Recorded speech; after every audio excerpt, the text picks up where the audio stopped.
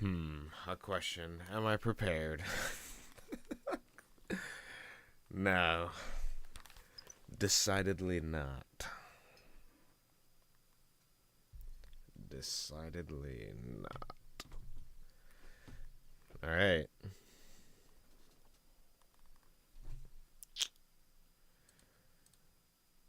That's good. You stream this early, you're gonna attract some Aussies on stream. That's exactly what I need at this moment in time. How are you doing, Brent? How's your day going? I keep knocking my camera. How art to thine? How are you doing? Oi, oi, oi, oi, oi. Today, I woke up and I was like, oh man, I'm gonna continue working on my thing. I've been playing blobber games, which here, this is like really super bare. Oh, I gotta do my display. Addo's here. Welcome, Addo. Uh, turn off window capture, turn on display capture. I was trying to find a 3D blobber project or like a dungeon, and I barely got this fucking billboard guy to work. He's supposed to say no when you get close in this, but like for some reason I don't understand vertexes, bro. I'm not smart enough to understand all the math happening here, but I was testing it out of curiosity. So but anyways, I woke up. I was like, "Oh, I'm gonna work on this a little bit more." I'm not doing 3D stuff. I don't know shit about 3D, bro. I found like a base project that had like this stuff, like just the bare bones of it. It had like the bare bones vertex drawing shit, and then I was trying to manipulate it to add in a billboard, and that's what this guy is. He faces you. That's all he does. And then I wanted something that also had a room set up that I could like tangibly place everything in. So after searching through a bunch of projects, I found like a really basic open source thing. But we've been playing blobbers with my family, and I really wanted to. I was like, oh, dude, I want to see if I can make a blobber. I'm curious. So, yeah, it looks like he's saying, oh, yeah.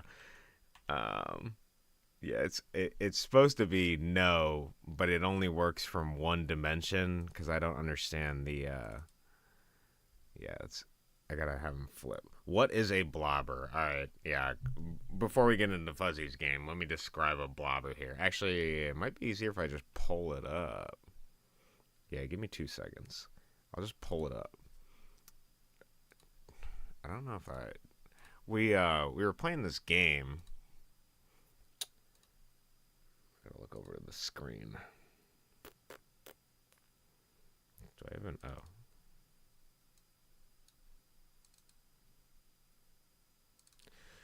boom.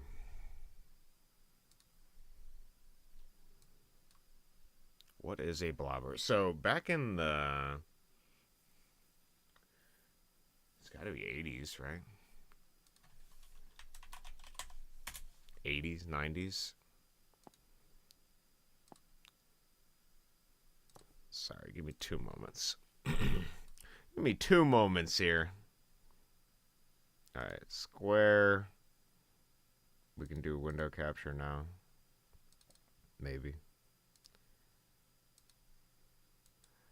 Okay. So what is a blobber game? So typically in a blobber game, basically what it is a dungeon crawler game.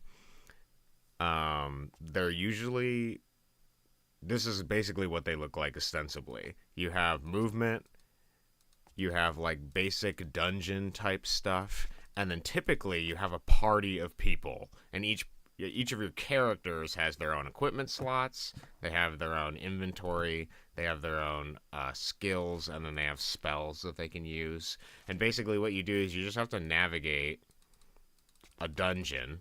So let me go. Can I go here? Leads to the Hall of Doors. Yeah, let's get into a fight. So you'll be like walking around. It's kind of like an RPG. You walk around. You find an enemy. and then you do turn-based combat with that enemy.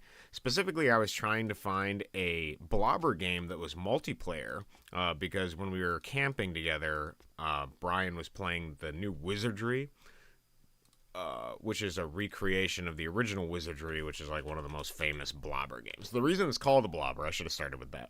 The reason it's called a blobber is because you are one unit of guys, like a bunch of people that move through a dungeon, and they all move as a unit. So, yeah, I've seen games like this. Yeah, they'd be interesting and fun to make. What was drawing me about this one specifically is that it was multiplayer. So basically what happens is each person can log into the server as a single character. One person is designated as the driver of the party, and then you go through and you play the game. And there's actually not that many blobber multiplayer games, which was fascinating to me. And so when I was looking them up, I found one on Steam that was kind of like a modern. It had some EverQuest MMO type stuff to it, but it was like $15. And then I found this one from the 90s called Shadow Eusebius, and this is Medieval Lands, which is actually a fan open. I don't know if it's open source, but freeware. It's a free game. Medieval Lands is a free recreation, a remake of Shadow of Eusebius that you can play online. So it's pretty interesting. Multiplayer blobbers, so we can play. Yeah, you can play together in Medieval Lands. I'm not going to be playing this today, but maybe we should do it at some point. Hey, mate, really love your stream. Enjoy being a part of your fan community. Would you mind adding me on Discord? Okay. If you join my Discord, maybe. We'll talk. If you're trying to sell me something, though, with your weird name that I can't pronounce, how much can I trust you? Yeah, look in the description. Yeah, there is a Discord. Thank you, Addo. But yeah, basically, anyways, it's a blobber game, and I was having a lot of fun with it, so I was trying to see if I could actually create one. So I found the basic dungeon stuff and so on. But it's a pretty interesting game. It's interesting because basically when you get into a fight with a bunch of people, each person has a little timer indicating that they're still deciding what their action is, and once everybody decides their action, then that's it, basically. And then in between all of this stuff, you get loot, which you can see there, and then you can go back to town. I can teleport, and then you can go level up your stuff. I actually don't. The weakest part about this game is the menus. They're a little bit weird. Like for this one, you just have a constant next scroll, and then for this one, it's like actually having a scroll. You can buy items and stuff. It's kind of a fun game. Interesting concept. Maybe we'll play a multiplayer thing together at some point, but. Yeah, it was a pretty neat game. If I had all the time in the world, I'd love to make one and see how I can innovate on it. Yeah, it's like I said, it's a very rare genre to have multiplayer blobbers. So I was trying to imagine like if I was gonna make a blobber game that was multiplayer, what would it look like? And so that's why I was just trying to see if it was even physically possible because I've never done anything in 3D ever.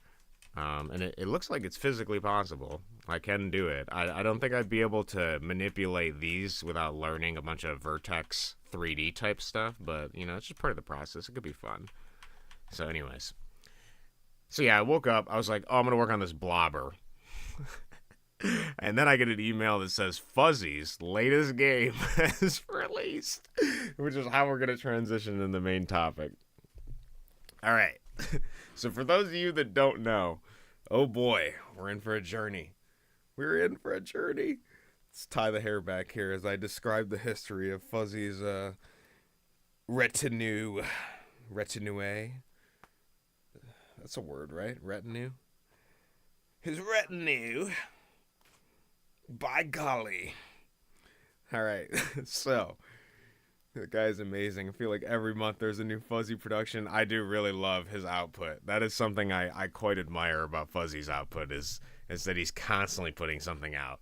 I have to get on his level, which is why I got to make other smaller games. But anyways, working on my comic. Awesome, Addo. Glad to hear it.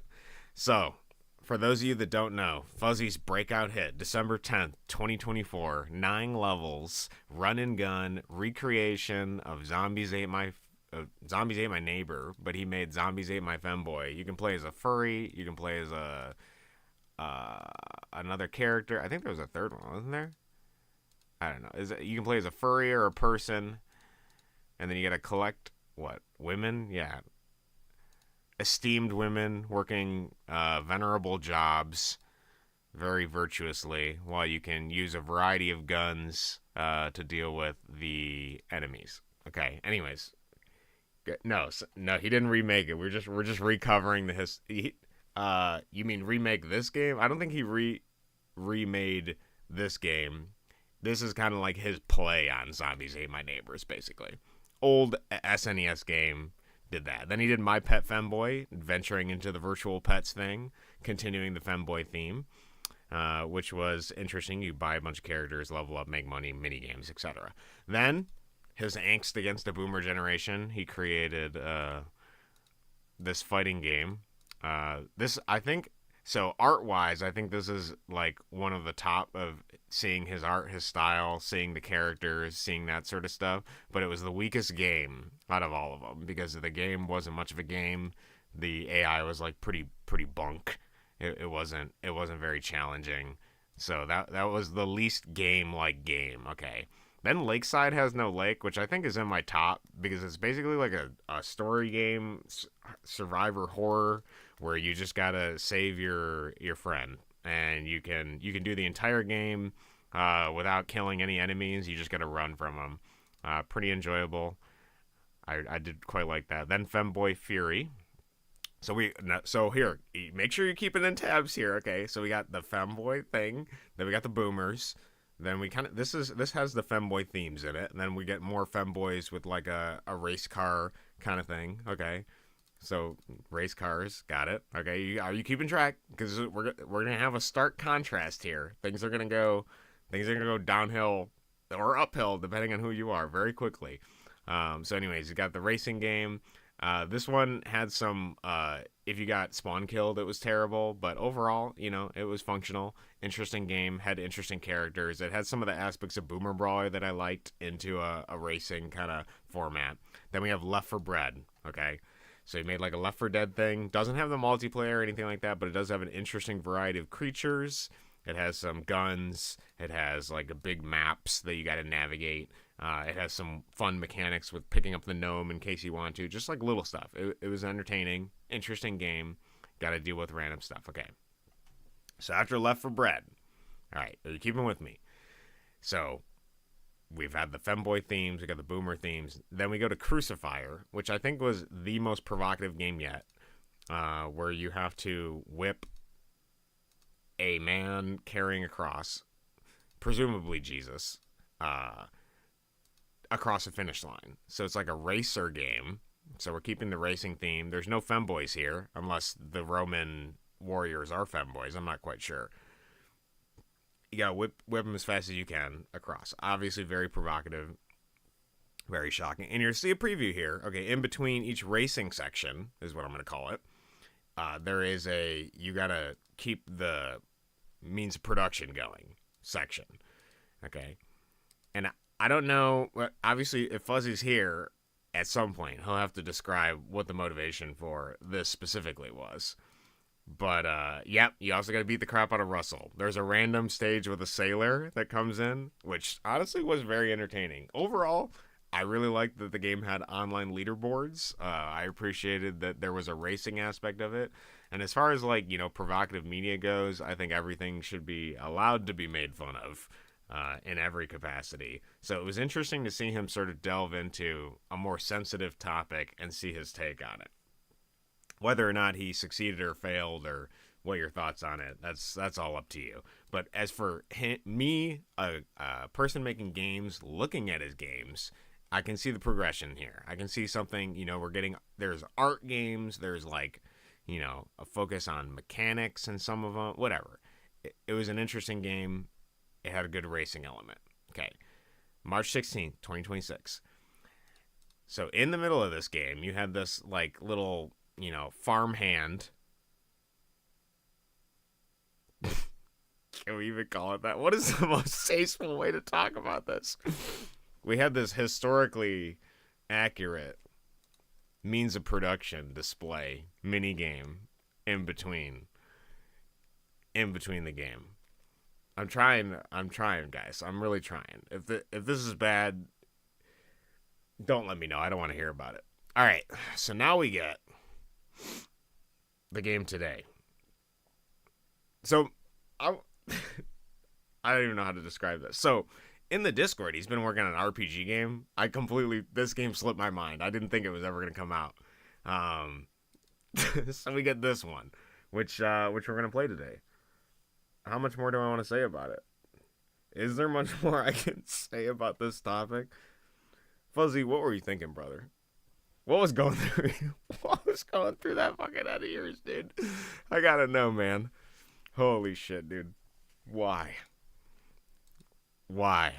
Why is the question I ask myself. Why is bro making this? Alright. Holy shit. So I'm going to try to look at it from, is this game good? From a game perspective. We're going to leave everything else out on the table. One doesn't question genius of Fuzzy. Yeah, one does not question what goes through Fuzzy's. His neurons are smacking together, bro. Together, dude. Holy, bro. Okay, so first off, let's look at the store page. We'll start with the store page. Okay, we gotta break this in pieces. I can't do it otherwise. I'm gonna lose it. All right. So, this just looks like an AI thing. Is the thumb? Yeah, I don't like the thumbnail. It looks just like AI slop. If he paid somebody to do it, awesome. But it just kind of looks like AI slop. I see some gold bars in the wooden box where I imagine produce would be, which is kind of interesting because I'm pretty sure gold is like exceedingly heavy. So I don't think like a chintzy wooden frame is gonna hold those gold bars. Yeah, he could have just made it in his style. I think he should have. I think he should have made it in his style. That is something that I've vacillated between on the Fuzzy series. Is I really like when he just does his own thing. I don't like when he uses like pre-made sprites and stuff because it's such a stark contrast. You can see here with these fences, they look like they were made in a completely different style. I prefer his style just all the way through, which I'm happy to see his RPG looks like it's completely in his style. That's one of the things I liked most about his Zombies Ate My Femboy thing is that he did like everything in his style for the most part. I mean, it looks like he drew everything by hand. I really like the the consistency of the style, and it just looks like a singular vision. So to see the weird AI slop thing, I kind of dislike it, but. Yeah, right now it just looks like slop. Don't worry. There's a game here. There actually looks like a game here. I think he's got something in store.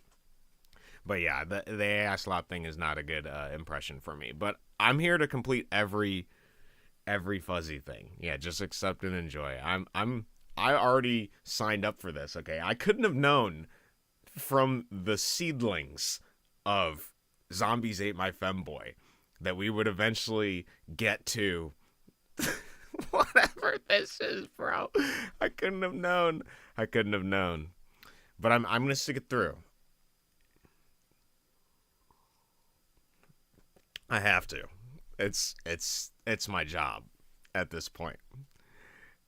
I feel compelled as a completionist, the inner completionist in me. Oh my god. Okay, so step into the boots of a determined plantation owner in Plantation Simulator. A simple yet satisfying farming simulation set in America's plantation era. I'm here for it. A plantation era. That's an interesting way to say slavery. Okay. Your goal is simple. Grow crops, manage your workers. Workers. And turn your plantation into a thriving farm. Honestly, I wish you would have just doubled down with plantation here. Because you got determined plantation owner, plantation simulator, plantation era, plantation into a thriving plantation is what that should be. Yeah, workers. Yeah, workers. Unconsensually working on your farm. All right, choose which crops to plant. Watch your fields get farmed as you carefully manage production and timing. Expand your operation by producing more workers, keeping your fields productive, hiring helpers.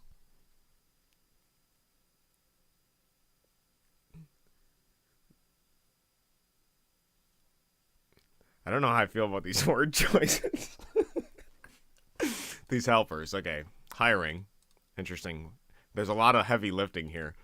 As your farm grows, so does the challenge. Efficient management, crop planting, and farm maintenance and worker coordination are key to maximizing profits and building the most successful plantation around. It offers a straightforward gameplay loop. Didn't we already have the... Okay. A lot of emphasis on simplicity and straightforward. Okay. So we got choose crops, manage workers, maintain farm fences, and several upgrades. Okay, don't forget the investigators deal with those as well. Yeah, they are workers. Their pay is just 0. It's something they would definitely say. Yeah, I mean, they're working. But I guess the way I colloquially think of a worker is not the same as during the plantation era. Also, Addo, I'll look at your thing. Hold on. You're working on your comic. Oh, nice. Input, updating, in progress. I like this. It actually does look like an operating system screen. Good job. All right. You know, there is almost so much. There's only so much pussyfooting I can do before we just play this game. So that's what I'm going to do. All right, guys. We're locking in. Heading back in time. Menu, main capsule, artwork done by Neo. Oh, maybe that is somebody that did art. Is it? Let's manage some workers. Yeah, Brent. Awesome. Let's manage some workers. Oh my god. Okay. I mean, I think Art Imperio, yeah, Neo AI. I think Art Imperio might be using AI, but who knows? Let's give him the benefit of the doubt and say he did it by hand. I trust Fzzy is not using AI art slop. If somebody else does, that's not on him. It's not on him. I do think the gold bars would break this, though. Okay. Space to start. We have no other option. Oh! Nice. Okay. I trust Fzzy, but not this Neo. Yeah, I trust Fzzy too, but not this Neo guy. Alright, we got options. Options include the controls. Escape is tab and that. Whip is space. And movement is WASD. We have a slider. Nice.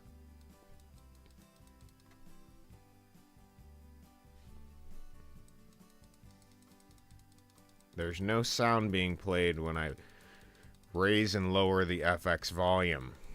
Okay? Negative points on that. We have a tutorial. I guess we should do the tutorial. Hello. And welcome to Happy Acres.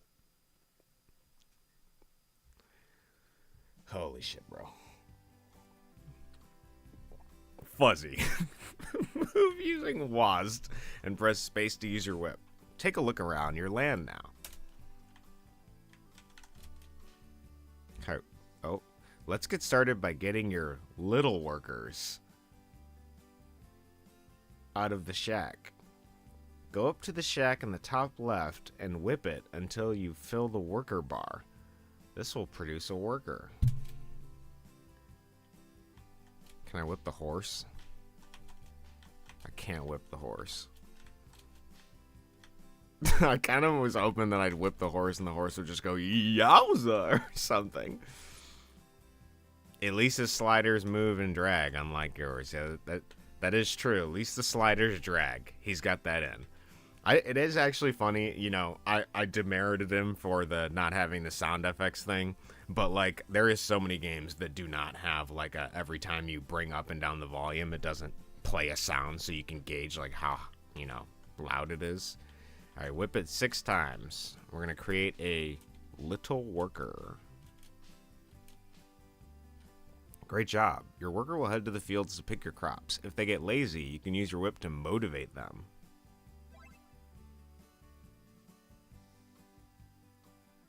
Motivate them. What are we...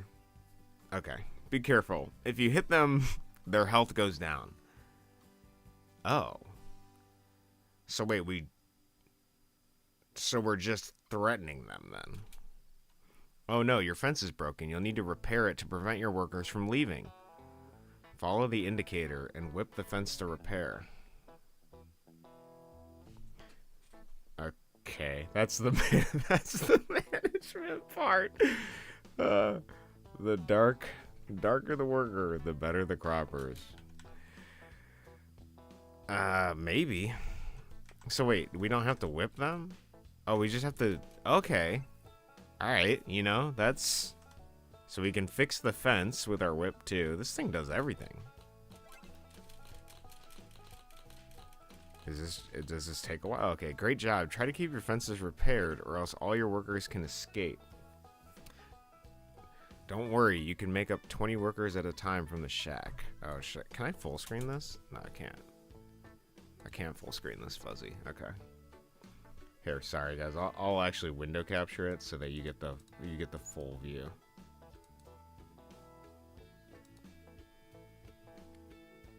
Never mind. We're not doing that. What the hell?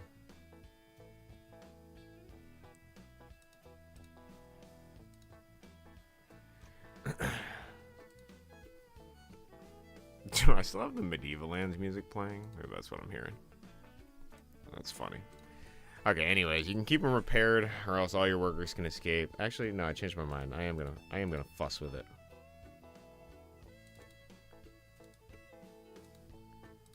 I just gotta change the...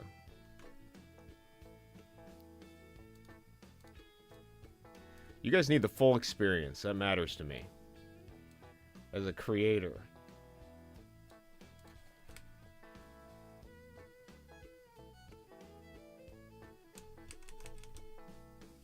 Nice. Actually, maybe I should heavyweight bottom.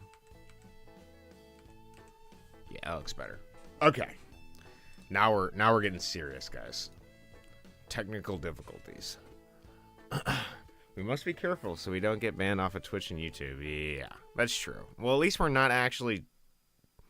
We're managing them. Have your worker farm 10 crops. So I actually have a curious question here. It says this guy's lazy, right? He's like taking a break. But does he eventually get back to work? Do I have to do anything? Or is he always in the state? And question, if I just keep making workers and they have a temporary amount of stamina to work,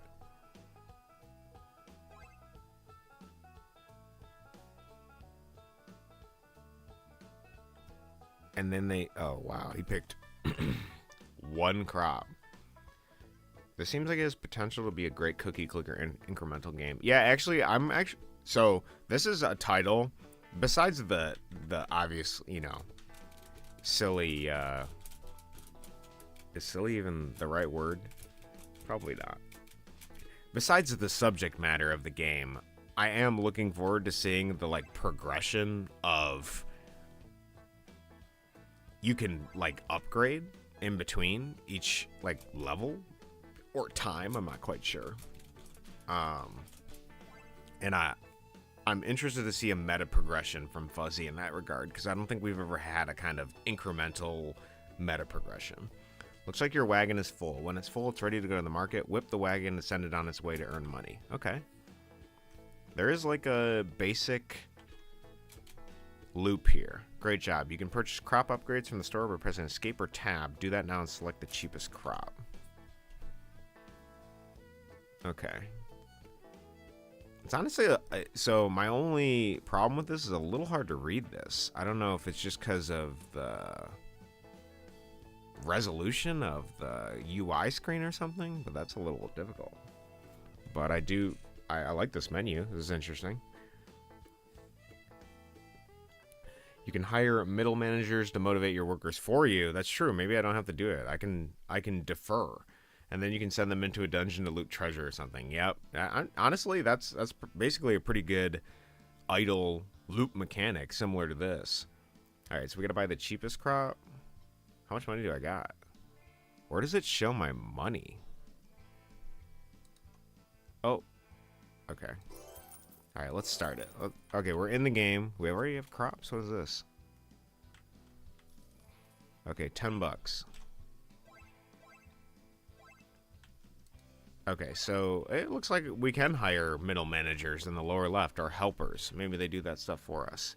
We have 8 out of 10 wagons. Wow, all these guys have decided to relax.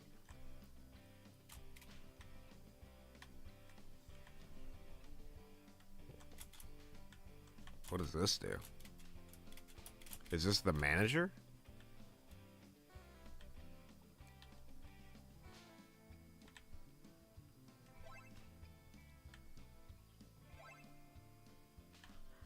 Oh my god, he's hurting my workers, bro. I can't hire this guy.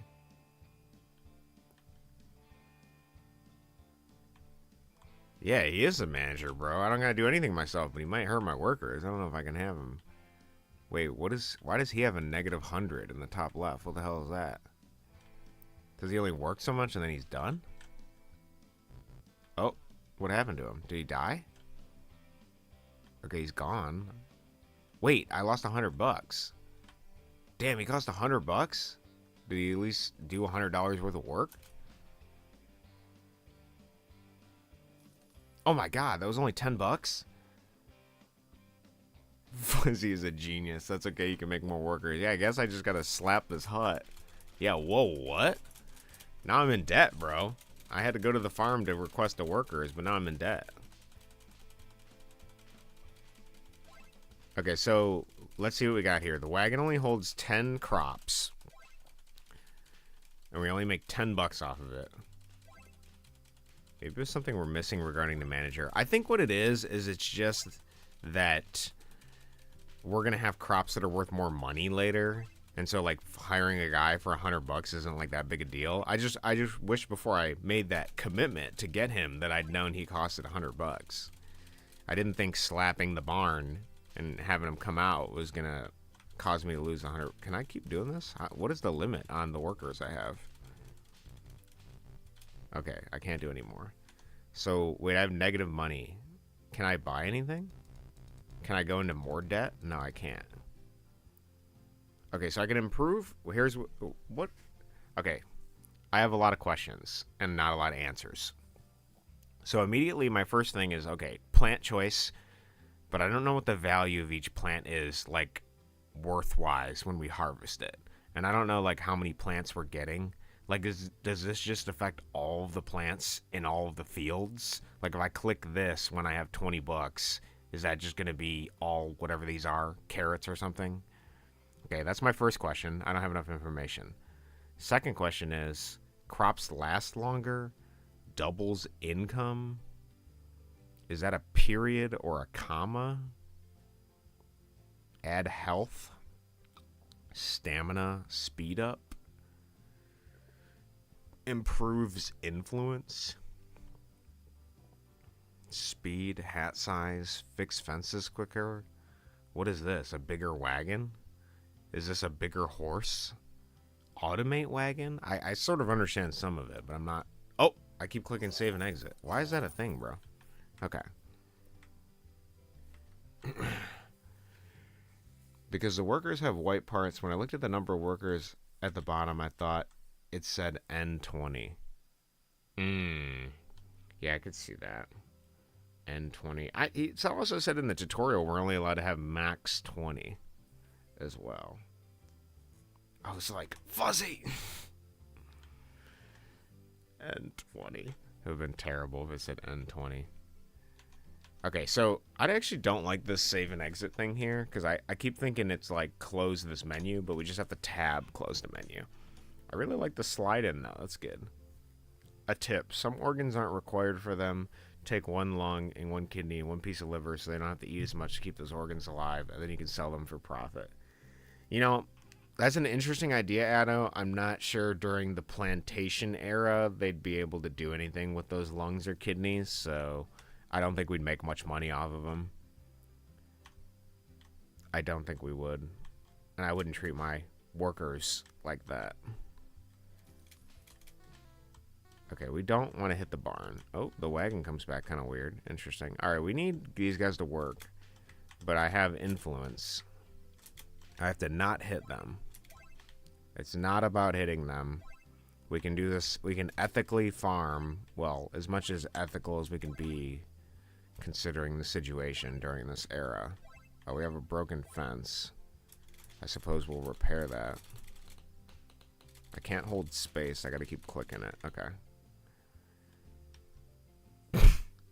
I'm not even gonna read that comment from you, Addo. Addo's deliberately trying to make the stream more concerning than it already is. Alright. So, the wagon is full. Okay. You know, it's a very slow start, but I see the loop. Oh, yeah. Nice. Oh, yeah. Alright, I can't believe we're $100 in debt, but we're gonna make it work. I got a farm to run. You know, if this wasn't a very provocative and shocking subject matter, all things considered, I feel like the base gameplay loop would just be, like, you know, something, right? I'm a cartoon villain. The Addo villain is just a checkerboarded square with a menacing grin who's smug. I kind of like the base loop. It's like, you know, it's kind of just like micromanaging, and then basically you just, you know, wait, I only have 7 workers? Okay, I gotta do something about that. We really gotta plant better crops.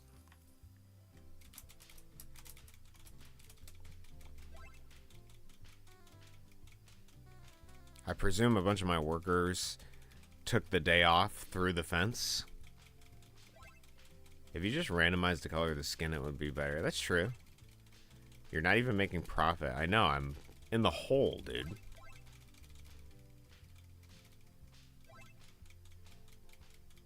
I just need $20, and then hopefully the next crop is worth $20, and then it like goes up like that. Because if it does, then I'm gonna be sailing with this money soon. I kind of wish I could send the cart early.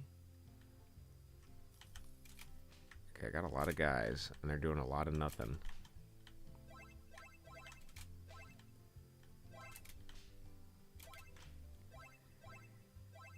I mean, if you really distill this game down to its elements of objective, goal, earn, number, micromanage, use micromanage rewards to make friction to getting bigger number less. That's like essentially what the loop is, right? That's like the basic mechanic of the game distilled down to its rudimentary parts. It's, I need number to get bigger so I can expend number to make the number get bigger faster. Basically, the game.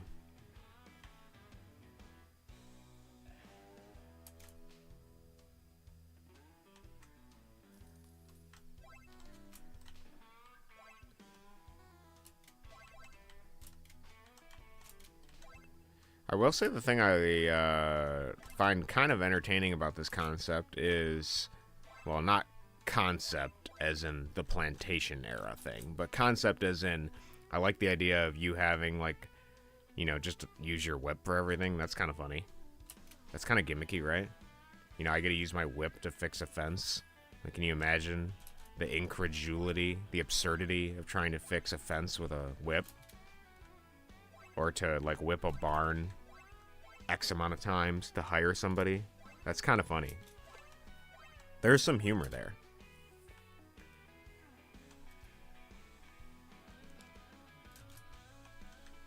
If you wanted to make this concept, but, like, more tasteful, if you can even say that, perhaps, like, you could do something where you actually teach the history of, like, slavery and, like, what it was like.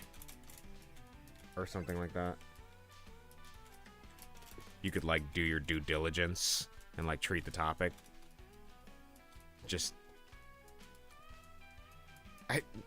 can I even say that this is treating the topic disrespectfully by gamifying it? Is making something a game inherently disrespecting something? Is it just, like, the flippancy of it? I honestly don't know. I have a lot of questions about art, actually. Because technically, if we're looking at this from a game mechanic perspective, you're incentivized to not hit the workers. Because hitting a worker affects their ability to work and their, like, you know, ability to last, right? As a worker. So technically, the gameplay loop isn't to glorify the violence of the subject matter.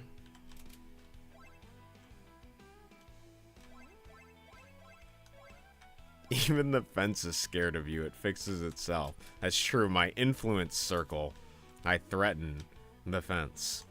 I threaten it into reassembling. Do you want to leave? You can leave, buddy. I'm not going to hit you on the way out.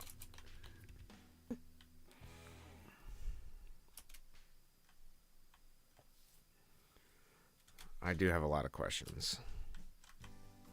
And can we... Oh, yeah, bro. Look at that. Speedrun strats. We can whip it through the fence. Poppy Playtime Chapter 5 mentioning the Holocaust and Dom. Really? Bro, you let him escape? Yeah, bro. What? He doesn't want to work anymore? I'm not hitting him on the way out. He's already going. Really? Poppy Playtime mentioned that? That's kind of crazy. I'm good. I think they're trying to slack. Yeah, they are slacking. How you doing, Speedos? What's that bug? Dude, I have not watched that documentary, but I've only heard things about it. It sounds crazy. No, I don't think it has those mechanics in it. I actually wonder what his intention was for this game, like making it, because he went from, like, I feel like making game topics that were, like, interesting to him personally, and then he went to topics of, you know, venting frustrations, and then we had that crucifixion game, which was, like, just very provocative with how it was, you know, it was a silly iteration on a very provocative, like, idea, but it was a silly representation of it, like the idea of having to whip somebody across the finish line, and then the whipping mechanic gets retained here in this game because of the mini game that was in the previous game. So there's like a growing iterative process here. But I wonder if he was, like, testing market variability of, like, oh, like, is something that drums up attention, even if it's negative attention, like, is that something that makes money? Like, that's an interesting question to ask. Like, is it just infamy can also, you know, be converted to that? I mean, I have heard people say that there is no you know, bad publicity. It's all publicity, basically. All right, we're gonna buy tomatoes. Farm current season before buying another. Okay, interesting. From femboy to slavery. Yeah, dude. What's up with... Yeah, that's the pipeline, dude. I don't even know about the documentary at this point. I just love the meme. There's a lot of memes that came out of the documentary. I think he's exploring his creativity, and I'm happy for him. Yeah, I am. I'm happy to see him just trying anything, really. That is, you know, for him to go out there and just make something, no matter what it is, and put it out, like, it is I want to know like what he gains from it, I guess. Like what his thoughts are on it. I'm actually very interested from that perspective. Cuz it is a good question about like, you know, like how many people are going to go out there and be like, I'm going to make this provocative title and just see what happens. You know, I think a lot of people would be concerned about like how they look publicly to even do something like this. And I don't think, again, mechanically, this is something that is glorifying the, like, abuse of slaves. Or anything. I mean, I guess it's a way to interact with the topic. I'm not quite sure. I have a lot of mixed feelings on it. It's interesting, though. It is very interesting. I also like the gameplay loop. As far as, like, just doing little micromanaging task and then, you know, making money sort of thing. Infamy? What is this? Interactive Buddy? You know, dude, this is basically Interactive Buddy, dude. Because Interactive Buddy was just like you have a pet, you make money doing stuff with the pet. Granted, you could get a lot of abuse of Interactive Buddy, like you could beat him up and shit. But I don't think it was incentivized because he'd get angry with you. I don't remember what the impetus for earning money was. Was it help making him happy? It's a good question, Speedos. Also, good reference, too. It's been forever since I've seen Interactive Buddy. I thought Thirsty Princess was provocative. This makes me want to make it even worse. Honestly, if anything, if this game just encourages you to just be, you know, to make whatever you want without worrying about the ramifications of that, I think more people enabling themselves to make things just free from constraint is ultimately what I'd ideally want, regardless of the topic, you know?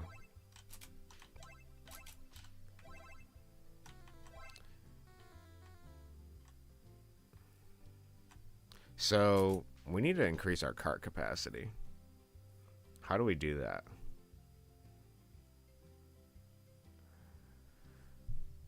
That's what I mean. Like, 90% of the options with Buddy was beating him up. Yeah, Interactive Buddy was, like, beating him up, hurting him, blowing him up, doing damage. There was one thing that made him happy that gave you money. Everything else hurt him. Yeah, it was a give and take with Interactive Buddy.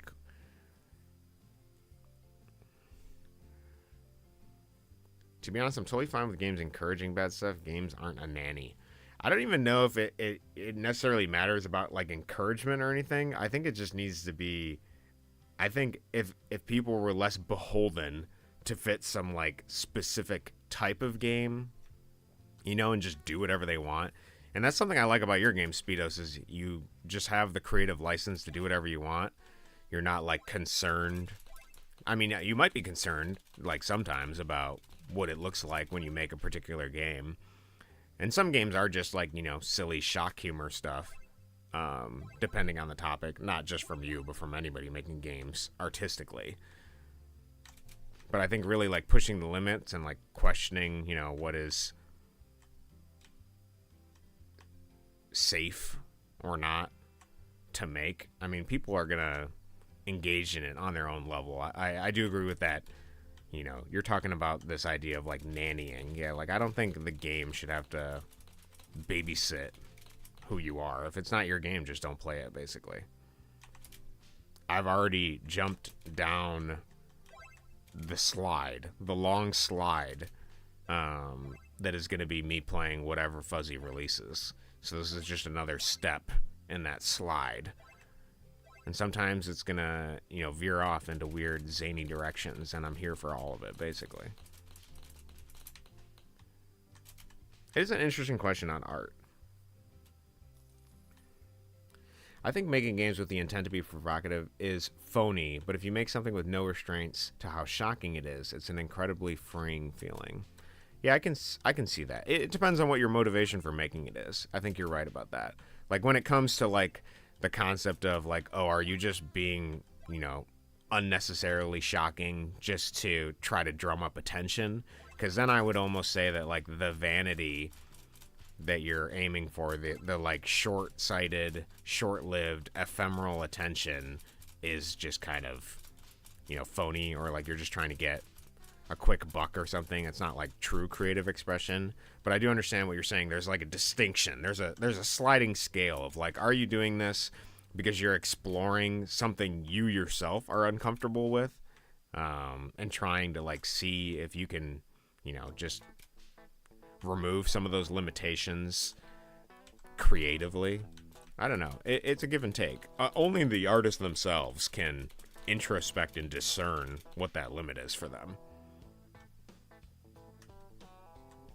It's exactly you're saying, Cody. Cubist is so interesting because he wasn't trying to be weird. He was just trying to be normal. Yeah, that was an interesting thing we learned from those. Not only playing his games, but like the interview with his friends and stuff. He was just like a dude that was trying to be more normal and to like fit in.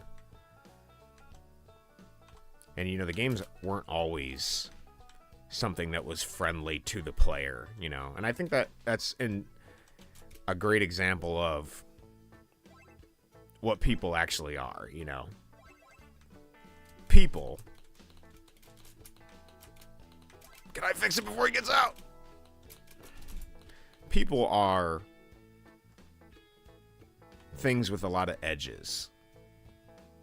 Sometimes they're going to be rough and coarse, unyieldingly stubborn, indifferent, and unempathetic. But I think that's something that Johnny gets very well, is that like the game itself is kind of like this.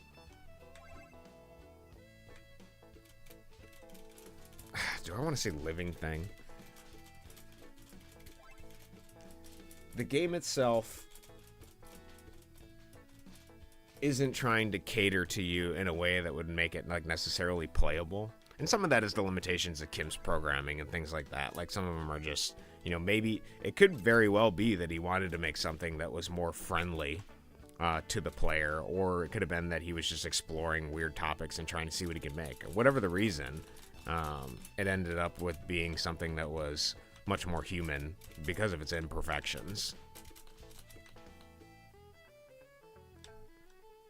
Well, he was trying to be normal at points, yeah. He was trying to be normal at points. I'm just thinking about like some of the more antagonistic parts of the Johnny series, and I think that's kind of just like humans in general. Sometimes they're going to be like more antagonistic. Sometimes relationships are going to be dealing with a bunch of friction and stuff. Sometimes it's going to be like painful to interact with people you call your friends and stuff like that. It's just natural. Like people aren't always this like polished, perfect version of themselves. And I think that grows probably a little bit worse now that everything is so like self-effacing, self-aggrandizing type of stuff. And I'm not going to be some thread puller here and bemoan technology and media, because I do think it affords us a lot of advantages and disadvantages. It's just a matter of figuring out which edge of the double-edged sword you're using, basically. Because you got to think, in the side of the coin that is the vanity of like the social media game and how algorithms promote like human relationships and things like that, there is also an unprecedented amount of possibility for reach and connectivity using those systems, as well as like the ability to like learn and understand a wide variety of. Oh man, I really didn't want to hit him.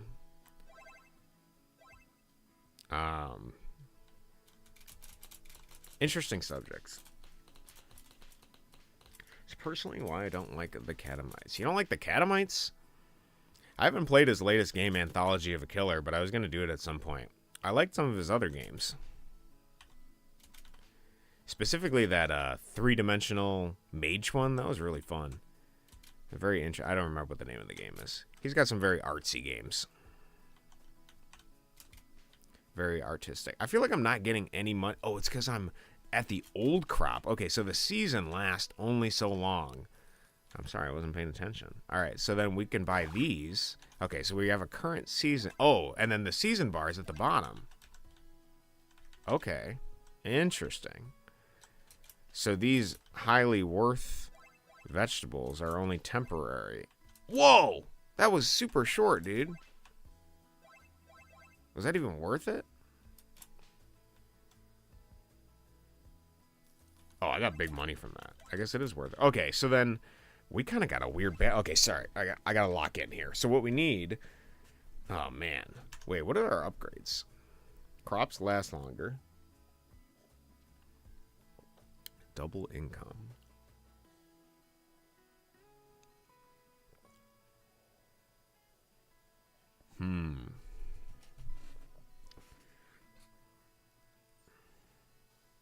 Oh, I'm missing some messages from me. Sorry, let me look.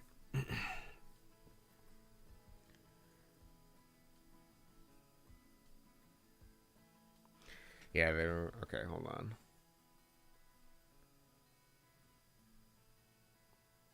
Slides are fun. When I started not being scared of putting swearing, low quality graphics, etc. into my games, my creativity improved by 100%. Yeah, I do agree. Yeah. In the topic of art, I think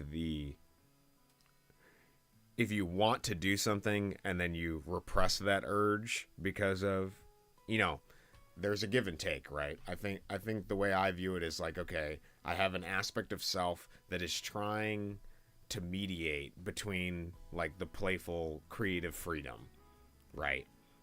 And that aspect, that voice needs to navigate and put limitations onto the actual creative freedom in order for it to be rendered tangible, because it's only through like sacrificing aspects of potential that you can create something. If everything is just potential, then it's just this wispy zephyr, this wind cloud of all the things it could be, but simultaneously while being ostensibly nothing.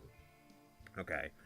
And so I think that your ability to discern what the sliding scale of what you allow yourself to do is, if you can perceptively acknowledge through introspection what you are gating yourself from, why you are gating yourself from, and it's not just an unconscious subroutine running in your head, then I think you can truly become more creative. Because then it isn't an answer of, I'm doing this and this is the way it is. It is I am actively choosing to engage with this particular thing, let's say swearing, for example, and I am unfiltering that aspect to allow myself to make this thing, essentially. It's like a balance, I think. I don't know if I described that very well, but that's kind of how I think it is. But yeah, I can see why your creativity would improve 100%. It would improve a lot if you could discern, you know, whether or not you're actively repressing something that you wish to creatively express. I was trying to say Cubist was obviously authentically weird. I'm against people who like set out, I'm gonna make weird stuff to be weird, you know? Interesting. Yeah, there is an interesting question of authenticity. Yeah, what is being authentic? That is a great question too. And I think that's also just like an active learning process for yourself and how you navigate the world.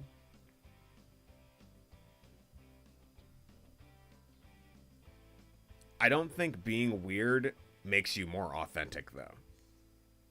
Because and that's kind of like what you're saying, right? Like people that set out to be quirky are just role playing the label. This is such a difficult topic for me.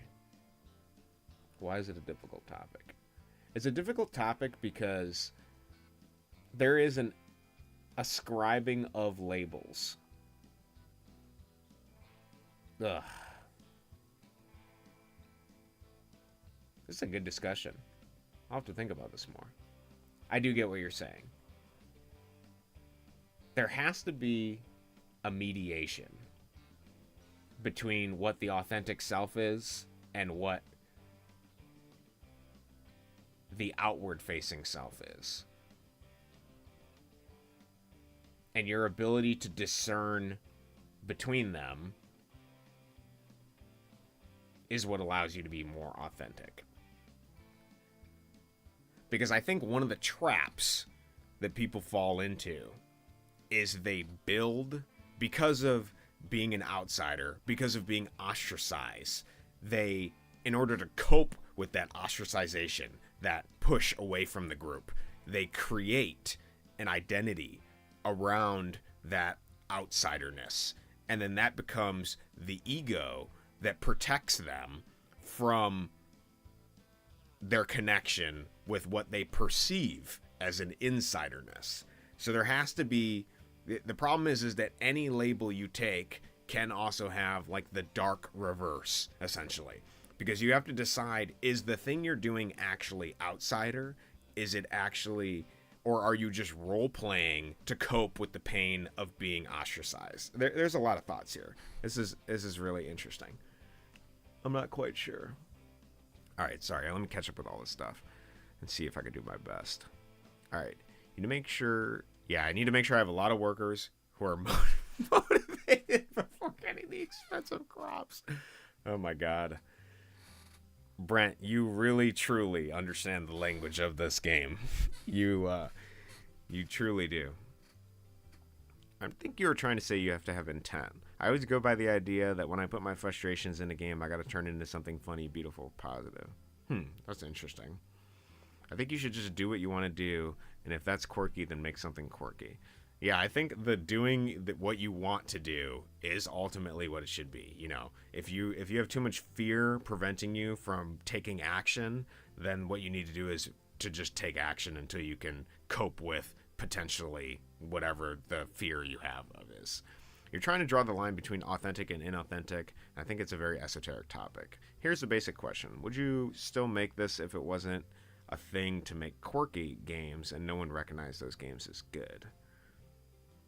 Would you still make this if it wasn't a thing to make quirky games and no one recognized those games as good? Yeah. If nobody's watching, would you still make it?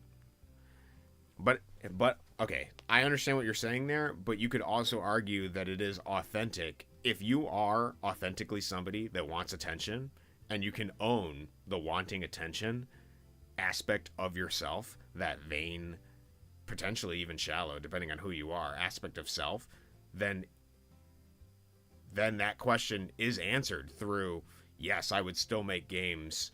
Well, it would still be authentic for you to make games for other people to get your attention, right? There are authentic aspects of self that are, you know, because the question isn't, would you still be making those things if there was no one watching, if you authentically were somebody that just craved attention and acknowledged that you craved attention and then did that, you know? So there's an interesting discussion there. Cubis and me would still make our stuff if no one liked it. Yeah, I understand what you're saying. I mean, with Cubis, we know people hated this stuff, and he kept going and loving it.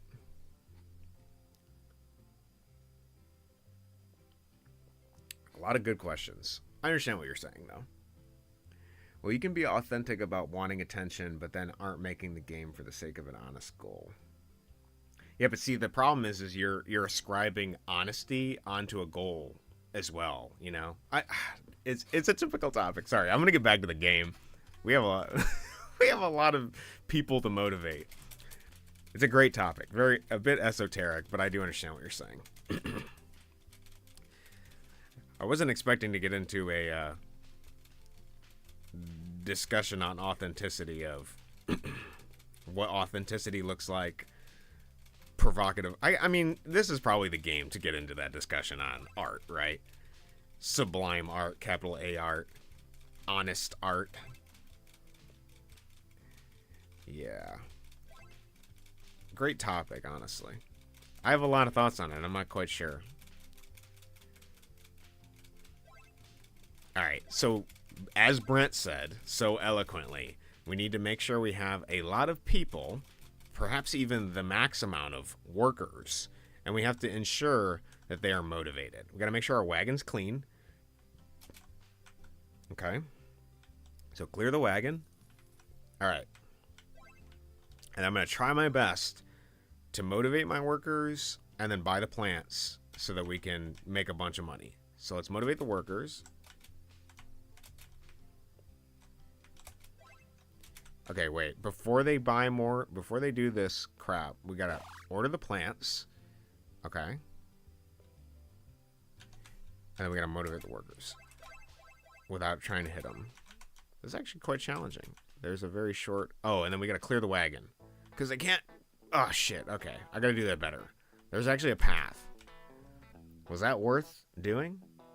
Oh, yeah. I made money. Okay. We can do the same thing again. So what we gotta do is... We got a bunch of workers. We need to motivate... Well, we gotta clear this damn way. Actually, I would like my workers to get into a state where they're all resting. So wait, here. Let's clear the wagon. I actually wish there was a upgrade to make the wagon bigger that was cheaper. There's a lot of opportunity for more micro upgrades, to be honest. Okay, we need the wagon filled. We just need one more crop. Okay. So here, we're gonna hit the wagon. As soon as that leaves...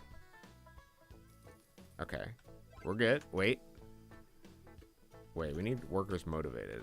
So we gotta buy the expensive crop, motivate the workers, and then we gotta make our way over to the wagon to try and clear it. Okay, this is gonna be challenging. I actually need more speed. Oh, that made big money, dude. Okay, yeah, that's what we gotta do. I'm getting the hang of this. Cool game, Fuzzy. Honestly, I like the gameplay loop. I get some interesting strategy out of it. I feel like I'm actively doing something. I'm like participating in this world you created, and I do like the gameplay loop. I think this could be done with any subject matter, realistically. But I am curious, based, on what this game is, whether you'll find more sales simply because of attention on it, of it being a provocative topic. I don't quite know. Nice.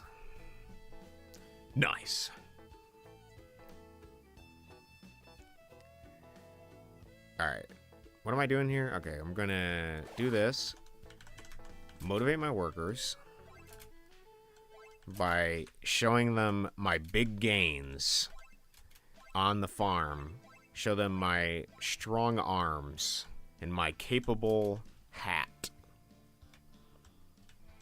Oh yeah, dude, we're quickly getting money. This is a very educational game.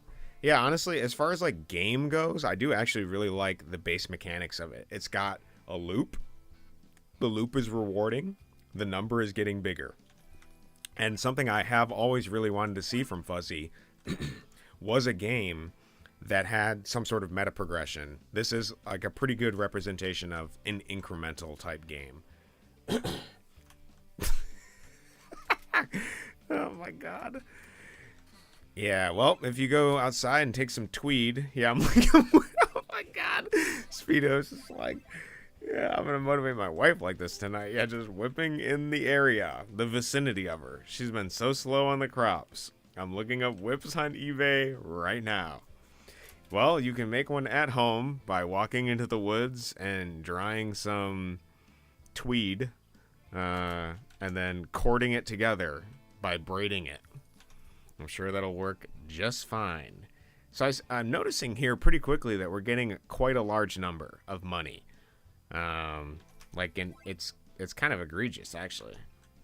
So let's do this. Let's motivate the workers as best as we can. Be in the vicinity of that motivation. Okay, I need my crop cycles to last longer. I can buy that. Damn, I'm getting big money. All right, what do we want? Automate wagon would be the shit right now.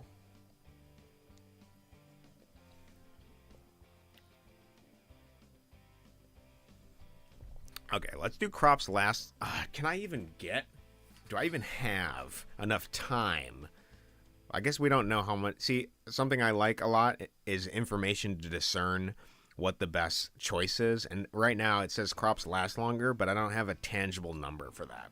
So that as a min-maxer, I would prefer to have more information. Even if the simplicity of the menu, this is very simple, and I like the minimalist style of it, I would like a way to see, like, oh, they last 10 extra seconds or something. So anyways, let's buy the... Oh, it has multiple... Okay. Multiple tiers. Nice. So we bought those tiers for that. It's only 2,500. Oh, well, we can get the $10,000 crop. Maybe we should do that. Yeah, let's just go big or go home. Let's do the $10,000 crop. So hold on. Let's keep our workers motivated. $10,000 is the $10,000 crop cotton? I think it is. I think the $10,000 crop is cotton, guys. I'm gonna suspect it's cotton. Wait, that didn't feel like it lasted. Oh, it is still going.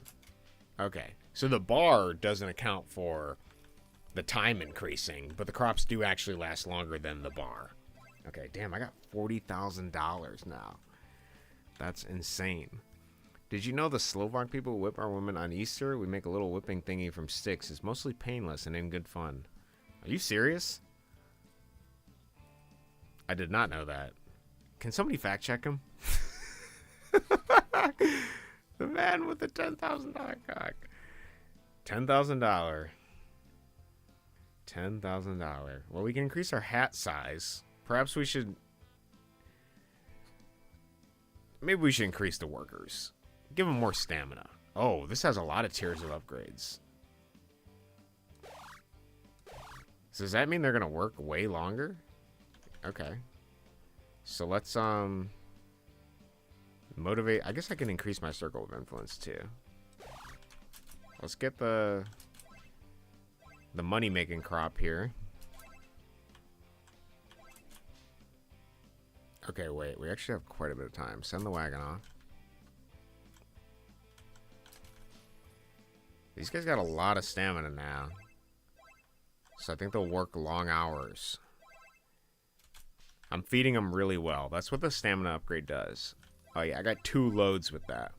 I'm 100% serious. You can look it up. It's meant to keep them healthy all year. They give us chocolate in return. It is beyond base. Women kind of hate it.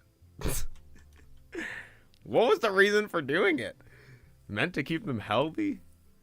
Nowadays, some people just give them perfume. Oh yeah, you're also supposed to splash them with cold water. Interesting. Well, I'm learning a lot about culture today. I'll have to look that up. Okay, fertilizer doubles income. That seems really significant. We can upgrade our hat size. I suppose we should do that. Oh, it looks a bit bigger. It's kind of floppy and waving. I can improve my speed. Oh yeah, I need giga speed. Damn, look how quick I am. I'm on fire. All right, we gotta improve our influence too. Okay, so how big? Oh, big influence. Okay, let's get the crop. Okay, dude, this game picks up really quick. This is like a very short game. I quite like how fast the progression feels. It feels like also I'm getting tangible rewards. Can we get a bigger wagon? Oh, there is bigger wagon upgrades, dude. Nice. So, oh, that holds 20 now. Okay, sweet. So we can take advantage of getting more stuff. Okay. That means also my load is going to be bigger. The load going off is going to be bigger. We also need more workers. Okay. Google confirms it's real. I'm going overseas next Easter. Google confirms it's real. I'll take Brent's word for it. I trusted Speedos. I knew he wasn't lying, but it was kind of crazy to imagine that thing exists today. You gotta understand, Slovakia is mostly farmers until the mid-20th century. People in villages get bored. That's also true. Yeah, there's probably a lot of festivals, things going on. Do you have like a lot of community events and stuff? Now I'm more curious. There's a great documentary from the 1930s in Slovakia, and there's a ton of villagers just doing dances in traditional clothing. That sounds awesome, actually. What a unique perspective on history and culture. Okay, we can send that off. We can reap the benefits of our huge load in the wagon. Our giant cargo. Our big haul. We can... Ooh, okay. 64,000. Let's get a bigger wagon. I love the pace and the speed of this. Honestly, this is like what a $1 game should be, you know? Just like a small You know, it's got strategy. It's got some things going on. It's an entertaining little thing. Oh, Happy Acres. We got a labeled wagon now. We do have community events, mostly in villages. I'm a city boy, though. Okay, interesting. We might as well just keep this going. Keep the crop going. Keep the wheels turning, dude, at Happy Acres. This is also a topic that can be expanded very readily.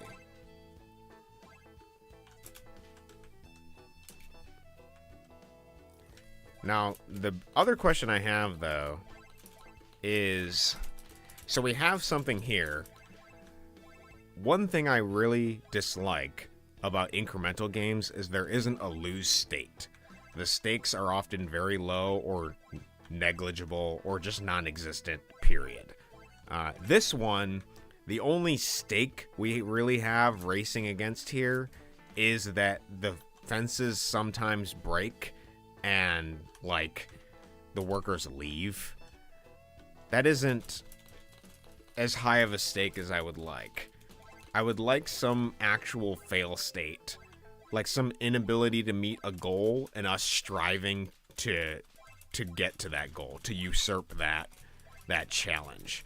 The only thing I dislike about this game is the challenge. I don't think there is a big challenge. I seem to be accruing money very quickly. I don't think I really have to think anymore at this point. I don't have to make intelligent decisions. That you have a good base, a structure, a loop here, and there's some interesting things at play from just a pure game perspective. But I don't feel the threat of losing anymore. It like wore off. I would like to see some aspect of... Oh, man, look at the wheels. Look at the chops on that haul, dude. Oh, wait, can I get a thicker horse, too? Is that a... Oh, it's a brown horse. Oh, and then it's a black horse. And then it's a black horse. I guess that was a charcoal gray horse.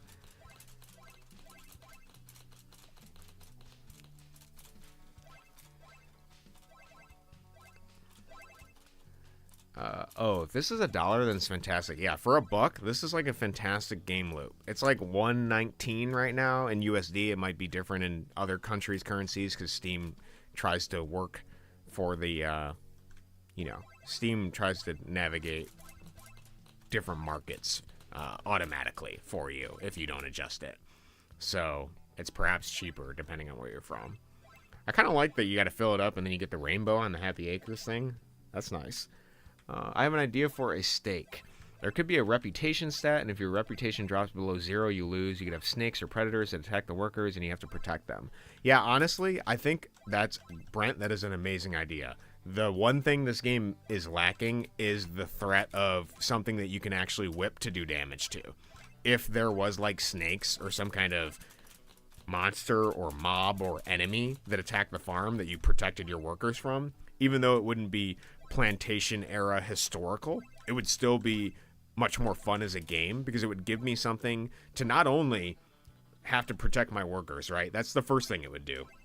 It would create a threat that would potentially have to reinforce me getting more workers, so leaving this, thing down here, this threshold. And it would give me the challenge of navigating whipping an enemy in between trying to not whip my workers. I think that would actually be a super fun addition to this. Immediately gratifying to have some kind of enemy or thing threaten my farm. Even if it was just like a random hurricane or a dust bowl or something you had to whip away that kept trying to attack the farm, that would actually put the weapon that I have into use and would immediately make like this whole gameplay loop like much more exciting. Something that I did like about one of Fzzy's previous games was in his My Pet Femboy, there was a random chance of a spooky skeleton thing happening where all these skeletons would crowd from the outside of the screen. And it was very rewarding because every time you clicked on the skeleton, you would get money, like a shit ton of money. So it was awesome whenever it happened. It was always a positive. You never knew when it was going to happen. So it was exciting. And you had to protect your pet, your femboy, from the skeletons. So if there was something like that in this game, I think that would immediately be very enjoyable. because it would add some stakes. So very good idea. Very great idea, Brent. Every culture has weird stuff. Yeah, you're right, Speedos. Every culture does. To be honest, I'm itching for an idle game. This looks so good. Yeah, dude, this is really good. He did a fun job with this. I like this. There is a lot it can be improved on, but as for like base game, even with some of the rough edges of like the menu being a little bit hard to read, I think it is enjoyable. I think I'm gonna complete it relatively quickly here because I got $300,000, but it is interesting. As a respectable and responsible worker-employer, they have the responsibility to protect them. That is true. Responsibility to protect, clothe, feed, house, shelter them. There's a lot of aspects you can go at here. Hire one of these guys, because maybe... Oh, wait, I can automate my wagon, too. And can I speed up the workers? I can. I can speed them up. I can improve their health. I give them health care. I can upgrade my hat. I can buy more of that. Oh, look at my hat. It's getting huge, bro. My hat is getting fat. Wait, isn't there a fence upgrade? Fix fences quicker? Oh, yeah. We just whip that fence back into submission, baby. I like this tiny fence down here. That's an interesting... interesting choice here. Unless this was like a plantation in Africa in the Middle East or something, lol, they didn't care at all. Yeah, that's true. The worker standards were much lower down there. They had bodies down there. This guy isn't doing his job, bro. Why am I paying $100 for this dude? Why are $1 games so good? Yeah, I really like the scope of this. The small $1 scope. I think that's something Fzzy is dialing in very well here. Like, he's gonna make something that's like a month, 2 months, and then just sell it for $1. Like, that's awesome. I really like that scope. Which is why I'm endeavoring to do something similar myself. Are you planning to give Fzzy feedback? I wonder if he'd be keen in implementing something like that. So, I'm pretty sure Fzzy will, like, watch this video when it goes up, since he's not here right now. I think he might be sleeping or something. Or just busy with his work. But, I'll send the video to him after so he can watch it later. But, I did tag him in the thing as well. Something that he has done is he's sort of hands off every game that he's made thus far. Like, whenever he's made something, he's never released an update for something. I don't think that's because he doesn't want to. I'm not sure. I don't know what the reason is. But I don't see him implementing any of that stuff feedback-wise. I think he just likes working on the next project. Obviously, Fzzy, correct me if I'm wrong. But that's the impression I got from it. Was this idea that you just want hands off, go to the next one, start a new project thing. To constantly iterate. So I don't see him going in and improving the game as it stands and adding mechanics like that. But if somebody did want to take this concept and go from it, I think that would be a very solid base game, basically. You'd have to come up with your own theme, unless you wanted to take this theme, I guess. But the idea of having threats that constantly threaten your workers that you hire would actually make for a much more satisfying gameplay loop. I love the hat growing bigger. Oh, when the worker timer expires, you have to pay him. Yeah, you gotta pay him $100. Honestly, his price is relatively cheap considering how much money I have. So we should just keep upgrading this hat, right? Damn, bro. My hat's getting fat, dude. Look at this thing. I gotta keep remembering to. I gotta auto buy those crops. I keep forgetting. Wow, I only got 5 guys. Where are they getting out of? Oh, over here.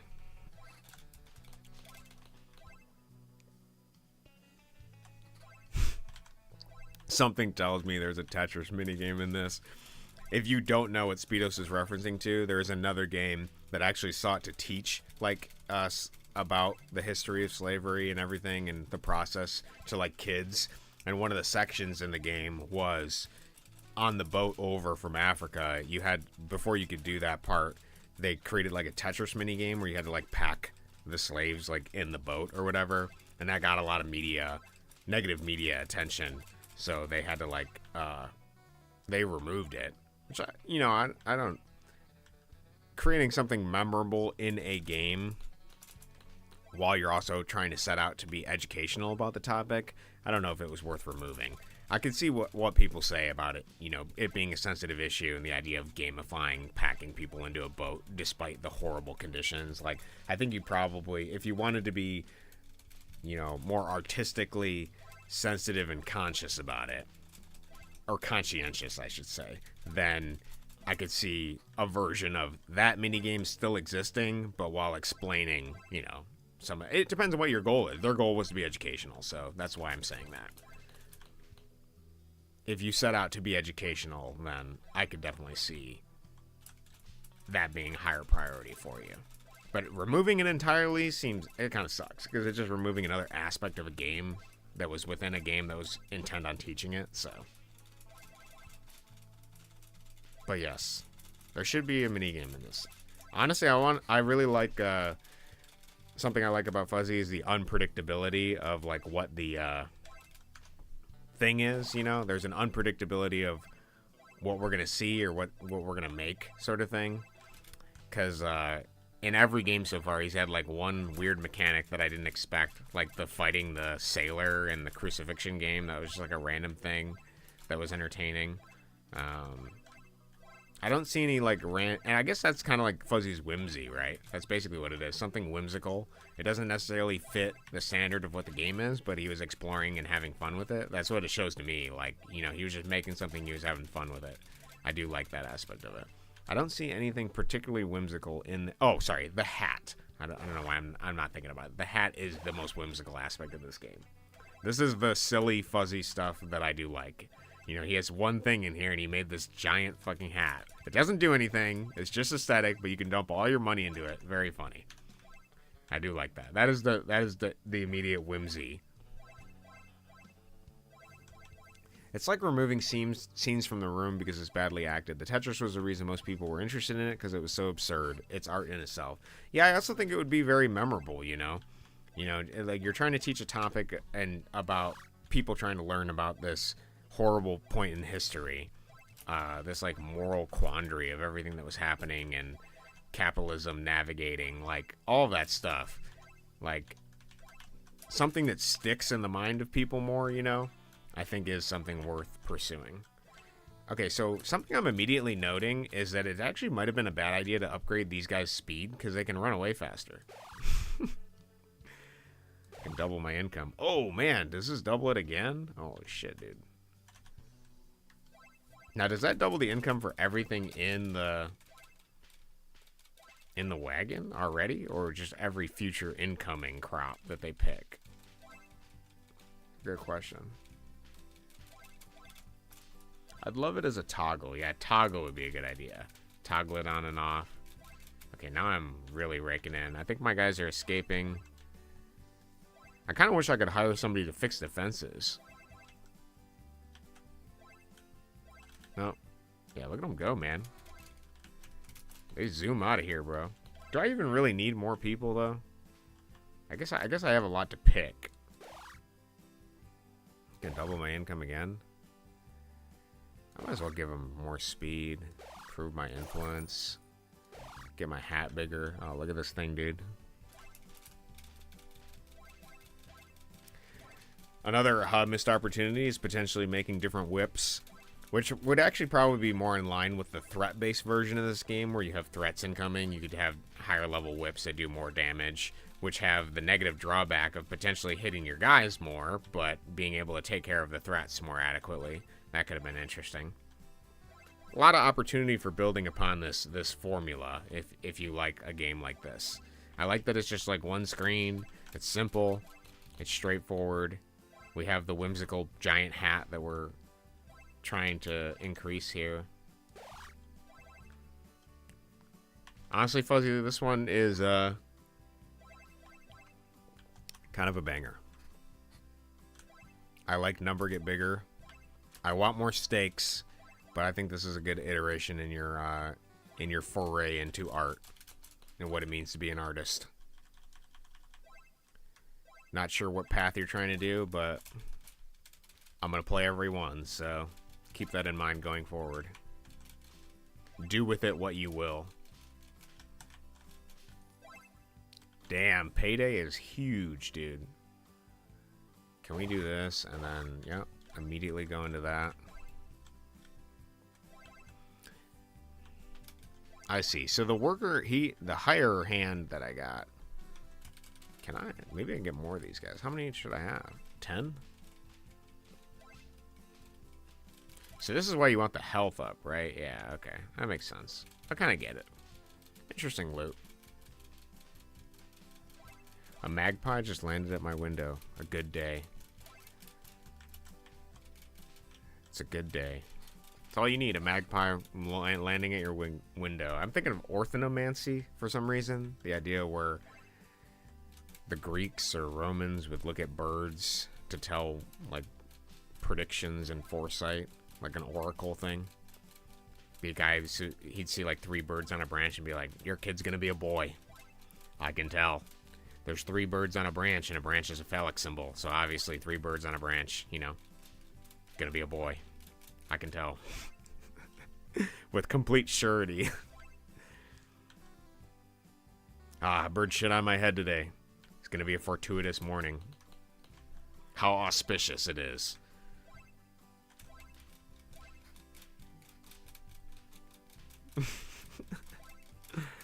Oh my god. Honestly, I wish I could pay a guy to just hit this hut, dude.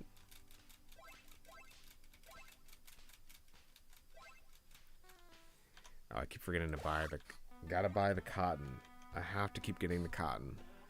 So when does the game end here? Well, it looks like the game ends when I have every upgrade. I don't think there's like a terminable end, you know? It's just get the number as big as you can, right? That's basically all it is. What do you think the hat is? That's a good question. I'm not quite sure. Maybe it's like a symbol of authority.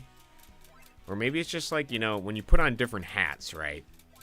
You're putting on a different profession.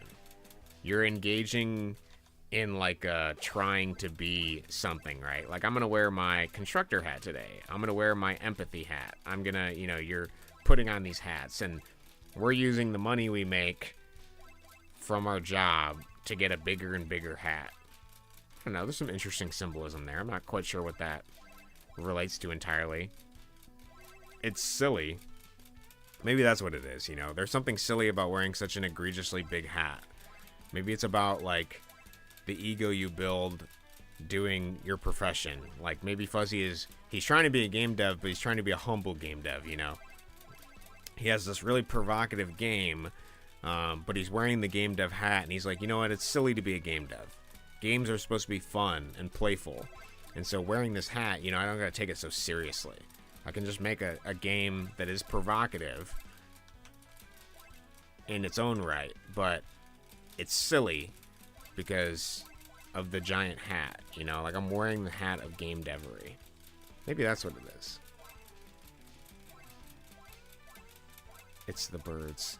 The hat would be a good indicator of reputation if that was a stat. Yeah, it would. Your reputation increases. You know, that's actually funny, Brent, because it's like to imagine, like, oh, his reputation precedes him, right? But it's just because you can see him from further and further away, the bigger his hat is. Like, his hat is so large that it's easier to see him from a farther distance, so you're always thinking about him, because you keep seeing him, like, oh, yeah, there's the boss man. I can see him from the 4th field. It's bird goo, think about it. You should only play this game if you own an 80-centimeter hat. That's true. The only way I should be playing this game right now is if I have a giant hat. Interesting symbol. Symbol of authority, symbol of wearing hat, symbol of profession, symbol of specialization, symbol of being covered, hat, head. You know, like this identity being in your face, covering your head. Wearing, getting into. There's some interesting. I think instead of fixing fences, it's better to just keep occupying, slapping the shack. You gotta do the slap shack over here. That's more important. Something I actually like in some of these incremental games is as the number gets bigger, they put commas in between every third decimal place, so it's easier to see. That could be a nice addition to this game if you're doing like small stuff. Wait, we need $10 million for that. I can get that. I can get that upgrade. We're going to increase the hat. Ooh, baby. Oh, look, he does have commas here. I wonder why I didn't do commas here. There's commas for this. Maybe this because it's a static number. Maybe that's what it is. Our goal is to get the biggest hat. I have the big wizard hat. I'm covered. Yeah, you just need a big wizard hat. That's what everybody... Wait, can I get more of these guys too? No, I can't. So you can only have 5 managers. I gotta keep remembering to get this cotton. I'm the one that plants the seeds, I guess. Yeah, as long as you got the big wizard hat, you're covered, dude. You'll need nothing else to navigate the lands of games. I would actually really like to see you make an incremental game, Speedos. That would be very interesting. Brent, I kind of feel like you almost have an incremental game with that Vampire Survivor thing you're doing. There's a lot of incremental aspects to it, I guess. Maybe that's just progression. Progression is incremental in that way, now that I'm thinking about it. Because the number get bigger of, like, the damage you do, and seeing that is, like, just immediately rewarding. It's just cool that you can do builds by picking paths. Yeah. Alright, guys, we're nearing the potential max point here of money. Oh, my crop is still in season. Expecting a fat payday. Actually takes a really long time for this. Yep, there we go. Let's double our income again. Okay, so 100 million is the next one. By the way, I'm super close to releasing version 3 of my skill tree builder. Oh, dude, I'm geeked. I've been super close for 3 weeks, but I'm like super close now. Yeah, extra U. Emphasis on the U there. That's awesome, dude. I'm looking forward to it. I have played with it a little bit. I have a project in mind that I'm going to implement it in. Have you had anybody else implement it in their projects? It's a pretty awesome thing to just have like an immediate skill tree if you need it. I also have one level for jump off the bridge that I'm going to add a skill tree to, but I don't think I'm going to import that project to do it because the skill tree is a little weirder. I think I have to make it different. I have like a kind of fourth wall break idea for it. I wanted to write an incremental text game in C, but it was too hard. Interesting. Yeah, C can be kind of difficult. So you could have a skill tree in your games too now. Yeah, 2 people. Oh, dude, really? 2 people, nice.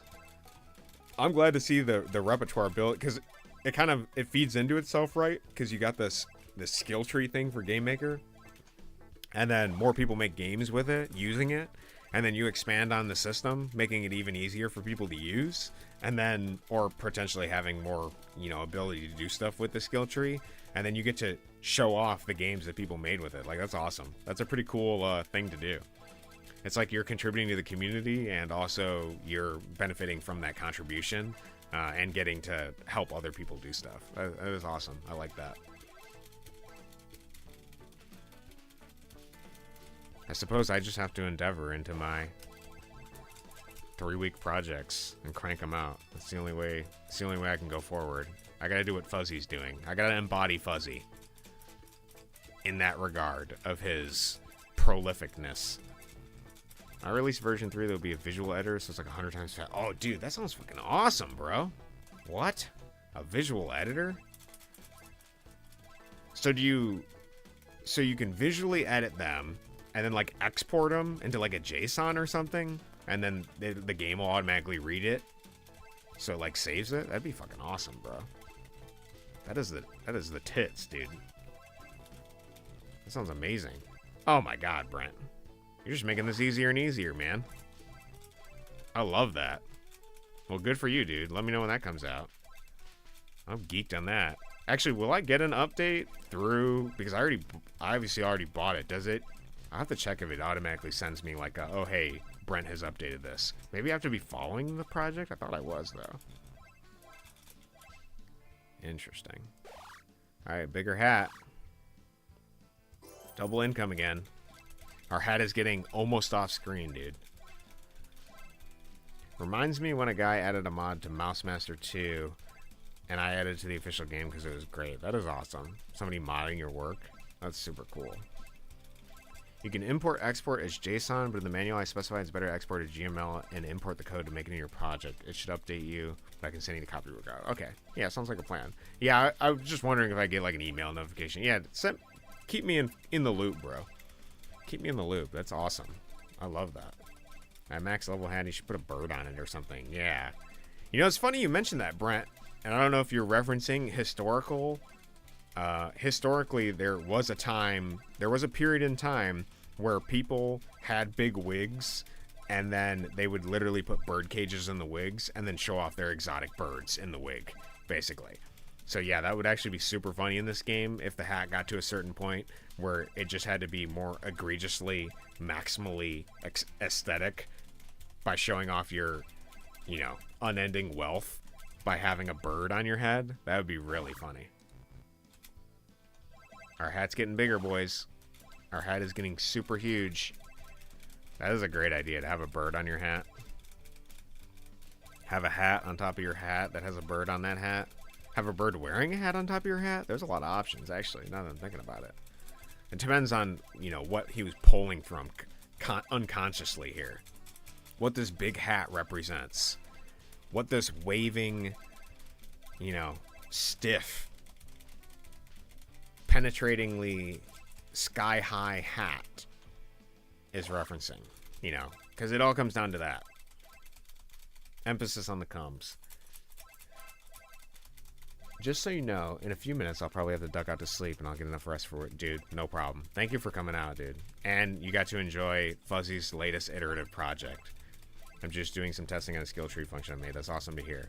No, thank you for coming out. Thank you for being part of it. I'm just here to play Fzzy's game, to get the rest of the upgrades, and then I'm going to go work on my own stuff too. So make sure you get a good night's rest. And then hopefully you'll have dreams of this game that'll inform your decisions on your future games. Take what we've learned from Fzzy. In all seriousness, no, I'm just happy to see people creating stuff. That's my favorite thing, so. Man, this is giving me the most insane idea for a game. Dude, do it. What are you waiting for? This is the moment. It is currently, what, 3:34 p.m. for you? Come on. Lol, I think I'll pick this one up for a gift too for a friend. Yes, if you'd like to support the game on YouTube, I did post a link in the description. I can't fit the link, and there's no description thing, but you can find this on Steam. Plantation Simulator from Fzzy. We're maxing out our hat here. Ever closer to the fattest, thickest, largest hat in all of the plantation era. If you want to give this a shot yourself, see how fast you can run for. Honestly, a speed run would be pretty fun for this. See how quick you can get through it. There's some elements there that are kind of interesting. I gotta wait till payday before I can upgrade my hat, dude. I just need my hat to get bigger. It's not big enough.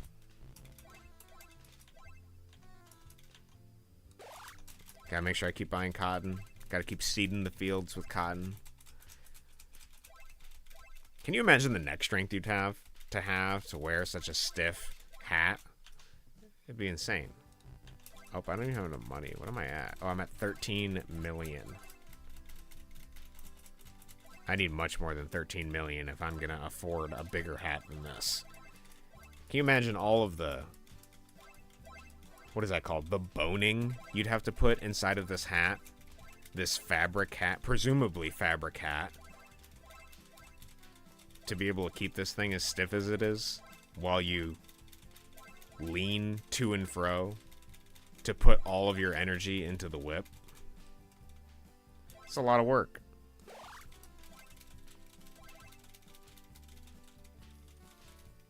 Okay. 20 million. We're getting there. How many more? Maybe there's like 2 more upgrades, I think. 2 more upgrades and we've got the biggest hat in all the towns around. I can only imagine what it looks like laid out as the hat maker works on it. They put it in an open field and do it piece by piece as they put the boning in between, so that our hat is stiff enough, rigid enough to thrust upwards into the sky. Perhaps it's just glued on my head as well. Perhaps we have some sort of adhesive to keep it there. to hide our baldness. Or to protect us from the sun. Whatever the reason. Our goal is the biggest hat.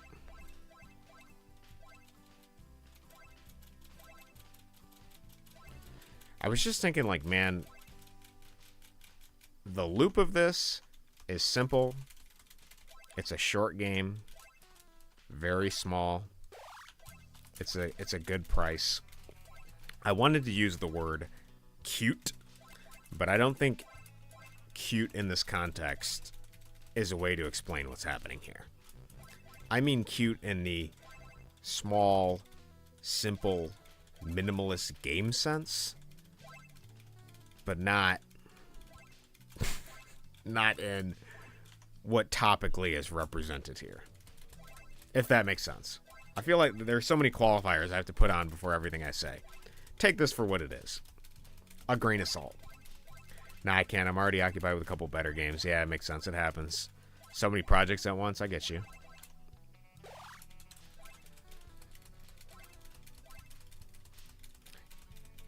Yeah, it's interesting. It's very prolific. You making a ton of small games. And it's actually similar to Fzzy's strategy. Fzzy's just making small games, spending a couple months on them, releasing them on Steam, seeing how it does. It's exciting. Oh, next hat upgrade. Oh, there might be a couple more. There's quite a bit of hat upgrades, actually. Yeah, if your grandma walked past and looked at your screen, she'd think you're playing Minecraft or Stardew Valley. Yeah, she might. And then if she looked harder, if she squinted a little bit, and re-engaged with her discerning mind, she'd be like, what are you playing? What are you doing here? Is this appropriate? What is this game you're playing and showing to other people on the internet? Well, Grandma, I set out on an adventure a long time ago. An endeavor that was going to last as long as my own life. And it was going to be playing whatever Fzzy released. And I couldn't have known where that trail, that journey was going to go. To see her after bedtime playing Plantation Simulator and having a great time. Yeah, she's going to open up her laptop and start grinding it out. Like, oh, this game is, like, surprisingly rewarding. I don't really understand, you know, everything that's happening, but I like the number getting bigger. Could you imagine? Oh, my God. If I made my grandpa play this, I wonder what it would be like. Be like, all right, Grandpa, so this is where you gotta motivate the workers. This is where you gotta influence them. Yeah, you can increase your influence. Why does the hat get bigger? I don't know. It's like a whimsy thing, dude. Are you unwhimsical? The hell, Grandpa? Can't imagine. I would pay money to be a fly on the wall in like Fzzy's daily life of him talking about game design. I would pay so much money. I want to like be in a situation. I want to be a side character in a situation where Fzzy is like, somebody figures out Fzzy's like a game dev, and they're like, "Oh, what games have you made?" And he's like, "Oh, I just put some stuff on Steam," and they cycle through the list. Oh my God, dude. Dude, just to see their reaction and to know what was going on in their head, holy shit, that would be so funny, bro. That would be the funniest thing. Like, what does the general public think about a guy making games like this? I gotta know. Fzzy's the only one that'll know. He's the only one that'll endeavor to see what that looks like. He's building quite a repertoire of games here. What is it like for you, Speedos? When people find out you're a game dev and then they look at your games, they're like, what is this? What is Dust Huffing Simulator? Grandpa would love this, just like the good old days. Oh my God. I actually, so what is the oldest incremental game now that I think about it? I was thinking about like good old days, and I was thinking like games they had back then, and I was trying to imagine like the games that preceded the cookie clicker, you know? The incremental number get bigger games. I guess there was a lot of sim games, you know, you had like Sim City, you're building like a giant city and stuff like that. I think it's a literal cookie clicker. Yeah. There has to be earlier iterations of incremental games, right? I can't imagine cookie clicker was the first in its genre. Typically, innovation in games in the ludological field are always iterating on some past concept, even loosely. There's some people who send me emails, Discord messages about liking my stuff, and it's delightful. And some people don't get it at all and think I'm, like, retarded. Yeah, you know, some people you're going to connect with, some people you aren't. That's what it's going to be, you know. Oh, if you walk down, high is your hat. Yeah, look at this big-ass hat over here, bro. Oh, I didn't realize it, but I think only one fence can be broken at a time, which means all of my guys that survive, it's like Darwinism. You know, the only ones that still stay on the farm are the ones that are naturally inclined and predisposed to be on the right-hand side of my farm, you know. That's why I'm able to maintain such high-level workability. Anyone who thinks left-leaning is somebody that gets filtered out through the only available broken fence, but everyone who naturally inclines towards the right-hand side retains on the farm. That's interesting. Interesting here. When you're so reputable with a big hat, why would they want to leave? It's true. Think of how strong and secure my shadow is, looming over them with my giant hat.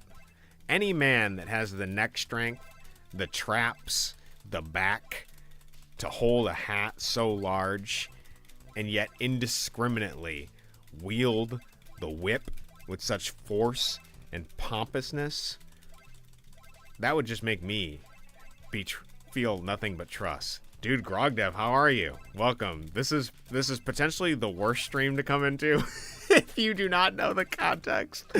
But I appreciate having you here. How are you? How's your days going? How's your projects? Grog! Welcome to stream. We are currently, to catch you up to speed, we are finishing out Fzzy's latest iteration.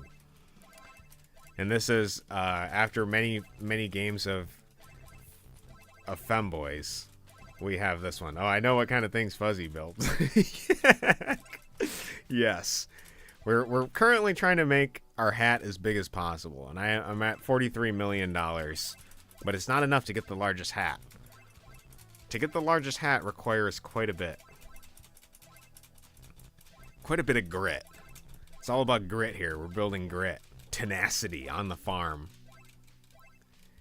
You know what? As much as I jest about the topic and, you know, the provocativeness and the shock value of what he's created here, I do still admire that Fzzy's continuing to make stuff regardless of what it looks like, and I'm here for it, man.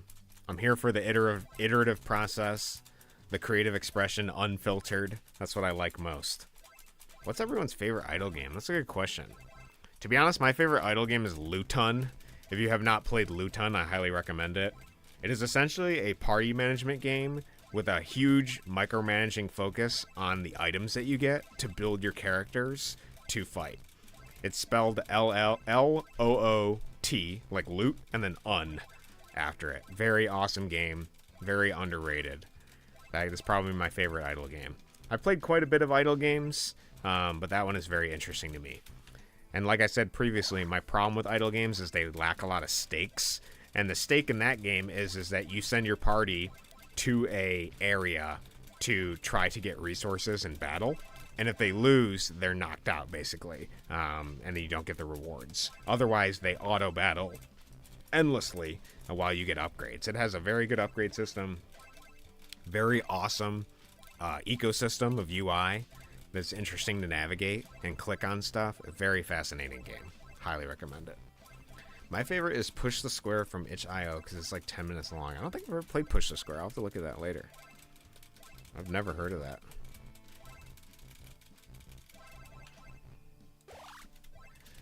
Alright, so we currently are in the process of remembering to buy cotton. So the crop cycle you can see denoted by the blue bar at the bottom here. And it's a little off because we have upgrades to make the seeds last longer. And you can see that they're currently picking the cotton over here on the right-hand side of the field. We have a broken fence, but I'm neglecting fixing it because all of the workers that wind up over here are predisposed, and there can only be one broken fence at a time. So it's actually more efficient for me to not repair the fence, because if I repair the fence, then the break can happen somewhere else, and then I'll have to deal with that. But I have a bunch of right-leaning, hard-working people in my fields right now. And that works for me. Mate, like I said earlier, I gotta go to sleep. Yeah, dude. Thank you for coming out, Brent. Have a great night. Take care. Sleep well. Let this enter your subconscious and inform your future decisions, as all things do. Remember, eyes are window of the soul. Thanks for the stream. Yeah, dude. Thanks for coming out. Next one will be tomorrow. We're gonna be playing Speedos' game. So I've been doing every Thursday Speedos' stuff. So I'll watch the VOD tomorrow and see what happens when you get maximum hat. Yeah, no. Look forward to it. I hope the hat touches the top screen. That's what I'm aiming for. Yeah, have a good night, Brent. Thank you for coming out. All right, we're getting close. I feel like there's going to be a couple more upgrades here, though. $65 million. We got to keep remembering to buy the cotton. I kind of wish there was a bigger gap here, because we got the 10, 20, 50, and then we got the 25 to 10. I kind of wish there was a $100,000 crop, but that would make the number get really absurd, I think, so. Yeah, hopefully I can get you soon. I haven't seen you a bit. And then again, I haven't streamed in a bit either. Yeah, I was going to say, it's been a bit for you. You're usually streaming in the mornings. I was surprised I haven't seen you lately. I've been getting up at this crack-ass of dawn time to get programming in before I do side work. We've been renovating this house thing for sale because of a bunch of circumstances. But anyways, that's the side gig right now. So we ripped up the tile, took out all the screws from the backer board. And then next I gotta remove the garbage. There's a huge list actually. Clean the walls, paint, put in the vinyl for resale. A lot of work. I'm looking forward to that skill tree update. And the Edge of Madness update, bro.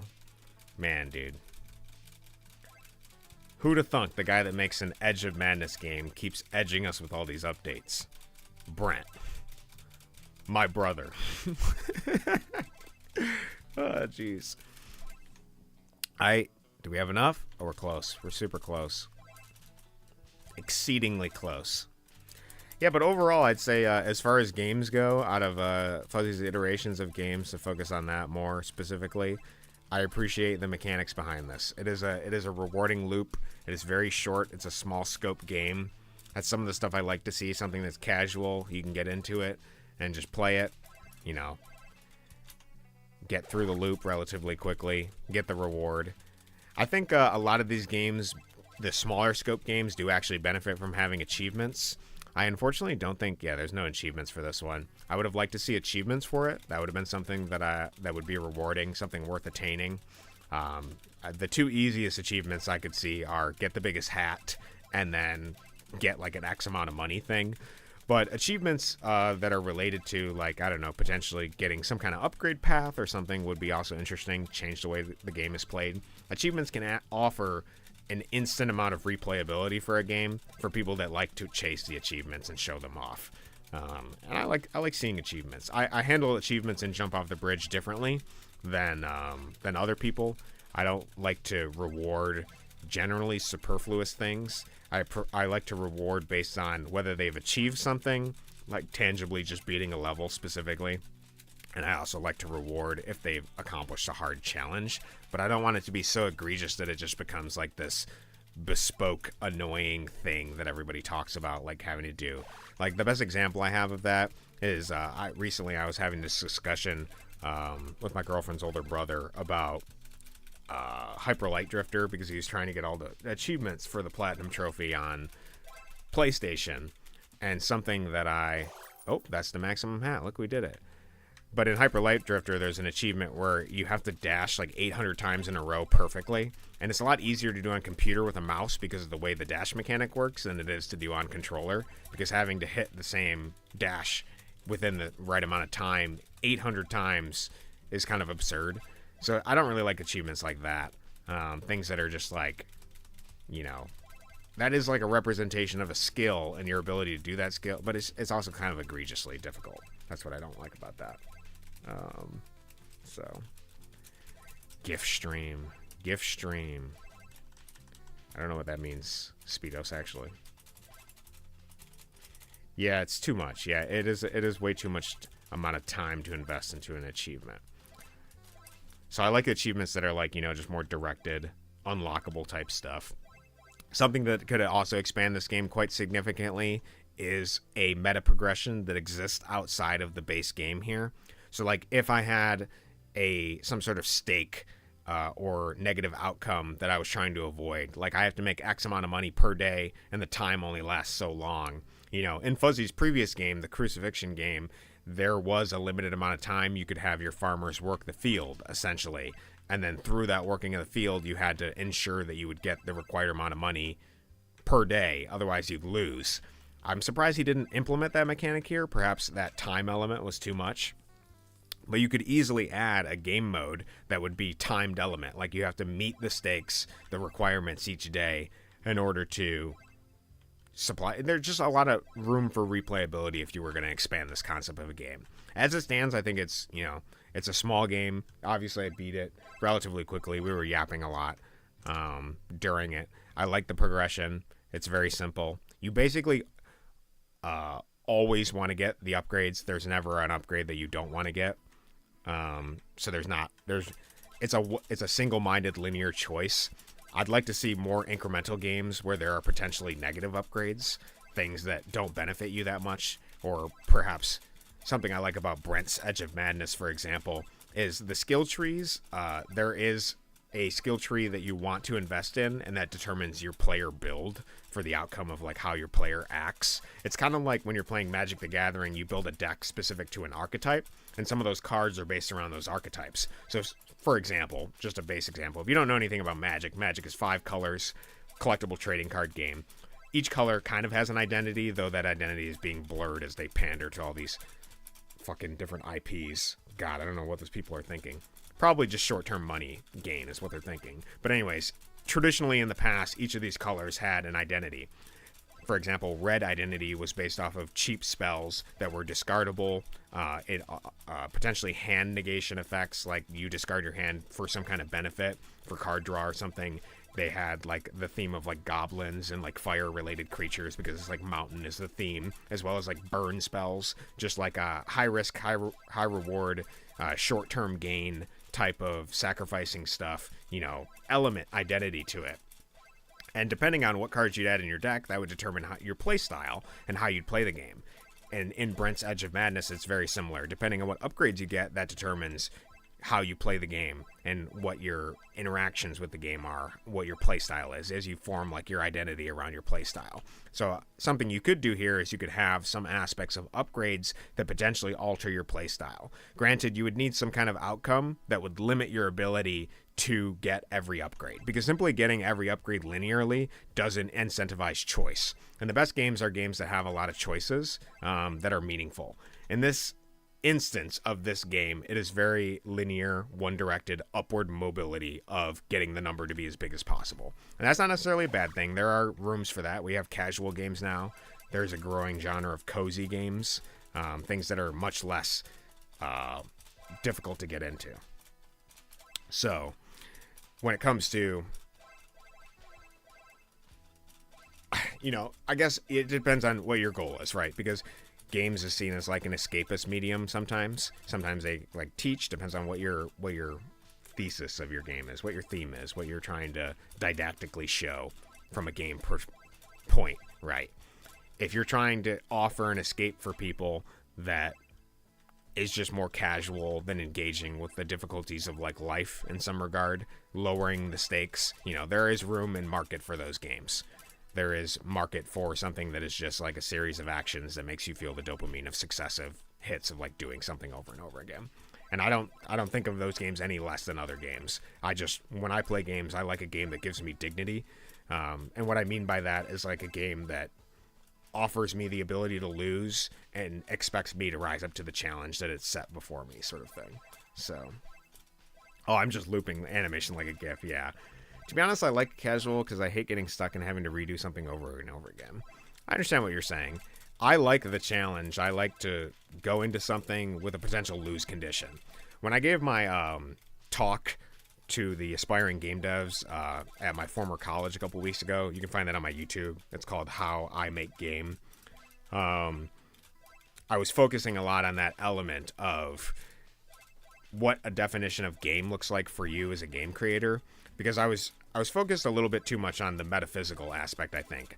But what I was trying to impart to the aspiring game dev students, because I was just given the creative license to do whatever I want, right? To show them, you know, like as a game developer doing game developing things, what advice would I want to give the aspiring game developers? And when I thought about it, I thought like, okay, well, something I didn't learn in school was that school taught you how to make a game. It gave you the skills and the tools to make a game, but it didn't give you the how.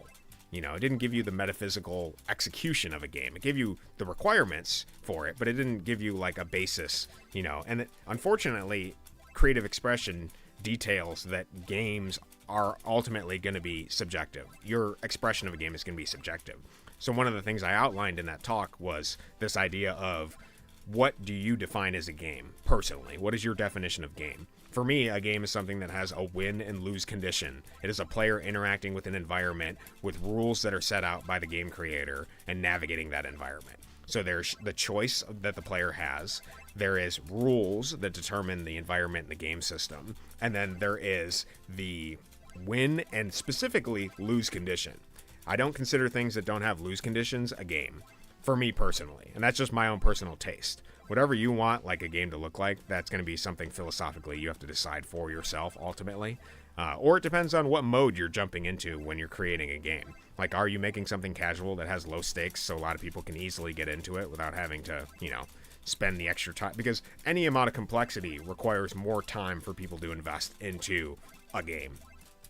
So the more arcadey, immediately recognizable things that build on what's already there are going to be a lot easier and accessible for people than something that has a lot of, you know, difficult complexity that isn't immediately understandable. So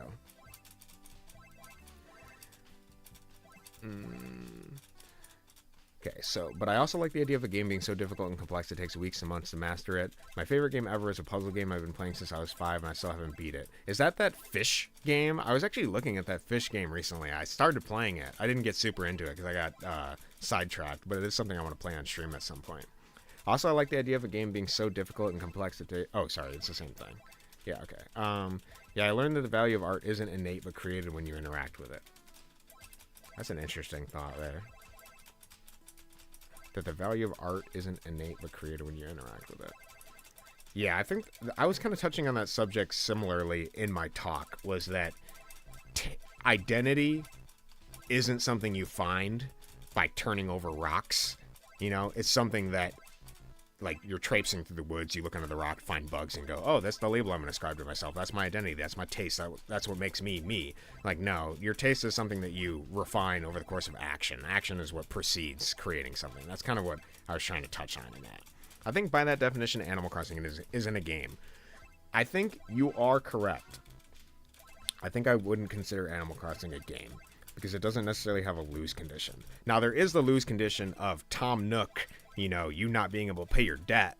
So there is always a driving action that incentivizes a player to want to succeed, but there is no negative repercussion to that. The only other negative repercussion is if you turn off your game without saving, Rossetti comes out of the ground and, you know, lambasts you and criticizes you and gets angry. But there is no negative outcome for doing nothing. That game is like just vibing around. And I've played other games like that.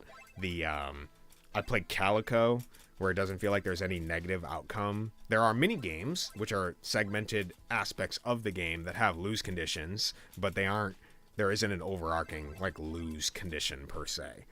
There is no like dying. There is no like stress that is beset by something happening. So, but for something to feel like a game to me, like, I like the lose condition. I like to challenge myself against something, and then that creates a lot of the value for me as a game player. So that's just what I define as my taste, I think, as I refine it. And perhaps I will endeavor to make something that doesn't have any stakes. Actually, recently, one of the games I played that I really was disgruntled with because I didn't quite like it. It was an idle game. It was like a mining idle game. Ah, man. Let me see if I can look it up. We'll talk about it. Let me see here. It was an app. I was like, oh, man, I really want like an incremental game I can play on my phone that is Like, relatively straightforward, isn't too much of a big deal. And I found this mining game. And the problem with the mining game isn't that it's like, oh yeah, it's called Keep On Mining. Alright. Let us look it up. It's on Steam too, so I'll come back to this, Fuzzy. Give me a second. We've used your game to talk a lot about games here. Oh, Keep On Mining Worlds is different. I played Keep On Mining. Yeah, Keep On Mining. Alright, so here's the basic game, right? It is a game, it's on phone, mobile, and you just click to mine, and then over time you get more and more upgrades in this, like, upgrade system. Get more and more money, increase the amount of time you can mine, etc. And it feels okay. It feels like fun to, like, try to figure out the upgrade path and to try to, like, learn what the fastest method is for stuff. But there's no stakes, dude. There's no lose condition. It's just like, it's like food being served to you that does, it has no flavor, dude. This is also something I really hate in games, this 3-choice thing. I really dislike this, but I'm just being pedantic now. I'm being a sourpuss. That's just something I personally don't like. I like a lot of choice. So to choose between 3 things feels so limiting to me. I would prefer something with more choice. But the simplification of these things, you know, it's like immediately accessible. That's an advantage to it, right? An advantage because you only have 3 choices. But the game has no stakes. There's nothing, you know, there's nothing going on here. Another game I played recently that I actually quite liked, although it is very rough in game form. I've been playing Coal LLC. And something I like about this game is although it's kind of primitive, although some of the mechanics are weird, although the UI is kind of poorly made, what I like about it is each day you have to get a required number of coal. You have a limit, and if you don't get that, you lose. So there's like an arcadey element of a lose state. So not only are you trying to be as efficient as possible to get as much possible to do your build, whatever your build is, whether it's workers, bombs, guns, tanks, whatever mining reward it is, regardless of whatever that is, there's still a stake of I have to meet this quota each day, and that propels the game forward quite significantly. So yes, the fish game, I hope you played the right version. Yeah, I downloaded the version you sent, I believe, so I don't think there's any way I could have got the wrong version. There was this Flash game that I really liked, but it's almost impossible to lose. You can't really, but it's a way lamer feeling if you're playing badly. I think that's good motivation.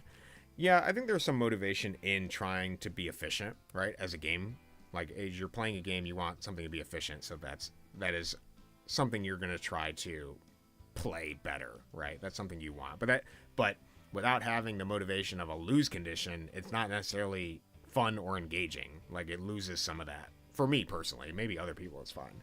I know what you mean about the win-loss, and sometimes things are like experiences and don't necessarily feel like games, but Animal Crossing reads 100% as a game. It has mechanics, gameplay loops, and it is a game. Yeah, for me, win-loss doesn't define something that is a game. Yeah, that makes sense. I agree with you.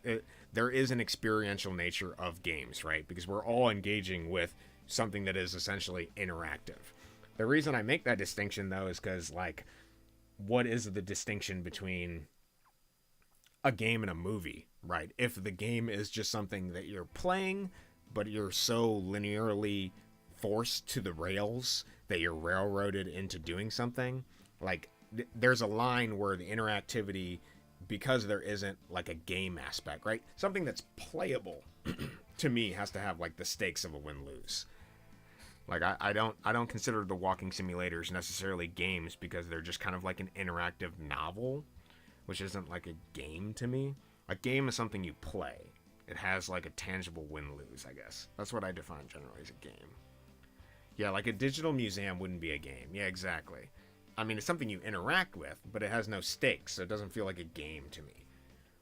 But all in all, I don't take this to mean like that there's like a puritanical one-way size-fits-all way to make a game. Like I don't think that should limit you in making games, but as for like the feelings I get when playing a game, I think if you know what you like and you understand why you like the thing the way you like it, I think that helps reinforce your identity, your taste within those, and helps you enable to make things that you like. And so something I'm always thinking about is like, is there a win-lose condition in this? If I do nothing, does the game end? if I do the wrong actions. Because if you think about it, it exponentially is more and more valued if you have a loss condition. Because every action you take is exponentially more interesting if there's a way to lose.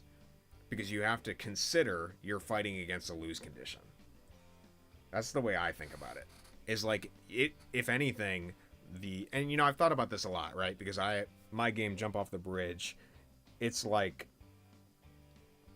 a lot of my sales are in China, and I've done a lot of research on like the Chinese philosophy and like ideology and culture and stuff like that. And one of the things they have is like this concept of eat bitter, which is probably like there's a lot of history and baggage and everything that comes with the term eat bitter. But like the idea is that happiness is something in life that is like ephemeral. It comes and goes. That's the way I view it. It's not something you can like constantly chase. It's just something that you leave the door open for, and it comes in, and sometimes it's going to leave. That's the way I think about it. And you wouldn't have happiness if it wasn't beset by the contrasting emotions, right? Because if everything was happy, you know, it would lose value, because having sad moments is what makes happiness, you know, more fulfilling, more rewarding, more enjoyable, more happy in that regard. It's only by the contrasting juxtaposition of those two things existing that we enable ourselves to more engage with them. Because if everything was flatlined and everything was cut off at the peaks and sterilized, you wouldn't have such a rewarding amount of liking the intermittent rhythm and transference of life in that regard. In the same way for win and lose conditions, having a lose condition makes the win condition more rewarding. It props it up, it gives it weight, because depending on how difficult it is, and that's where you've got to manage difficulty in a game, right? But depending on how accessibly difficult it can be, you can make the win condition feel more gratifying by having lose conditions. So that's why I think of like the game aspect of it playing for me in this digitized system of rules requires some of the rules to be propped up by the possibility of losing. So, yeah. Walking sims, you are usually piecing something together. That's true. You are correct about that. I've seen like Dear Esther, like this idea you're piecing together a narrative and a story. You are kind of making decisions, but it is also very linear, and there isn't like a negative, right? You can just wander around generally, you know.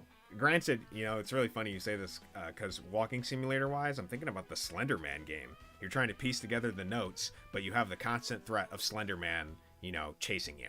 That is something that has like a lose condition. You're trying to get something, and that makes it more rewarding. I think honestly that silly Slender Man game might be, for me anyways, more entertaining. And obviously people are going to like what they like, but for me, games are about exploring weird art, and the goal is just an excuse to get there. That's interesting. Yeah, I can see that. You explore weird things. That makes sense for you, honestly. That makes sense a lot. Consider that gameplay. Heck, visual novels are still games because they're usually choices. That's true. Actually, visual novels specifically would be under my definition of a game, because the lose state is all the potential alternate plots, right? There is like good endings and bad endings generally, and depending on the choices you make, there is a win or lose, right? Depending on what you set your own goal to be. Like, is your goal to get the good ending? Then in that case, the lose condition exists. If your goal is just to navigate the story, then, you know, you can play it at your own speed, right? But it's still a game under my definition, because there is a lose condition. But then the problem is with my definition is there's still self-created goals. There's the subjective goals of the player. So something could be not a game considered to me, but if I were to set a subjective goal within the game, that could still create a lose condition for me. Like, I could try to beat Dear Esther in a short amount of time and create my own lose condition. This is too convoluted.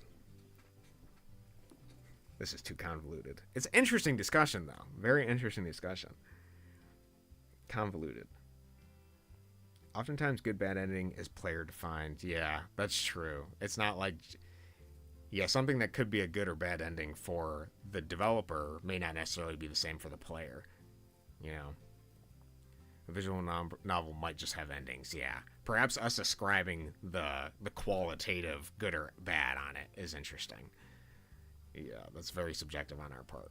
That would be Minecraft has a lose condition, death, but no win condition. I've never beaten that dragon. It doesn't count, Lamau. What do you mean you've never beaten the dragon? That is the win condition. That is very funny. Yeah, it does have the lose condition of death. You know, you have the nighttime threat of monsters coming. You have potentially the lose condition of your house being blown up by creepers and things like that. You can starve. If you can't just sit around and do nothing, you will just starve and die. So Minecraft has quite a bit of lose conditions, and they got systems in there. But yeah, I guess the predetermined end of Minecraft is the dragon. But it doesn't necessarily have like an end per se.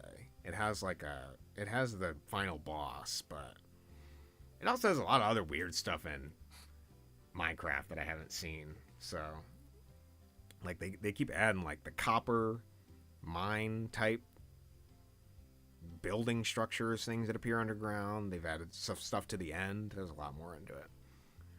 Yeah, so it's a very interesting thing to think about. Yeah, when I first played Minecraft, there was no dragon. The point of Minecraft is not winning, though. Yeah. The point of Minecraft, or rather, it's like a sandbox, and there's a lot of things to do in it, basically. Yeah, when I bought Minecraft,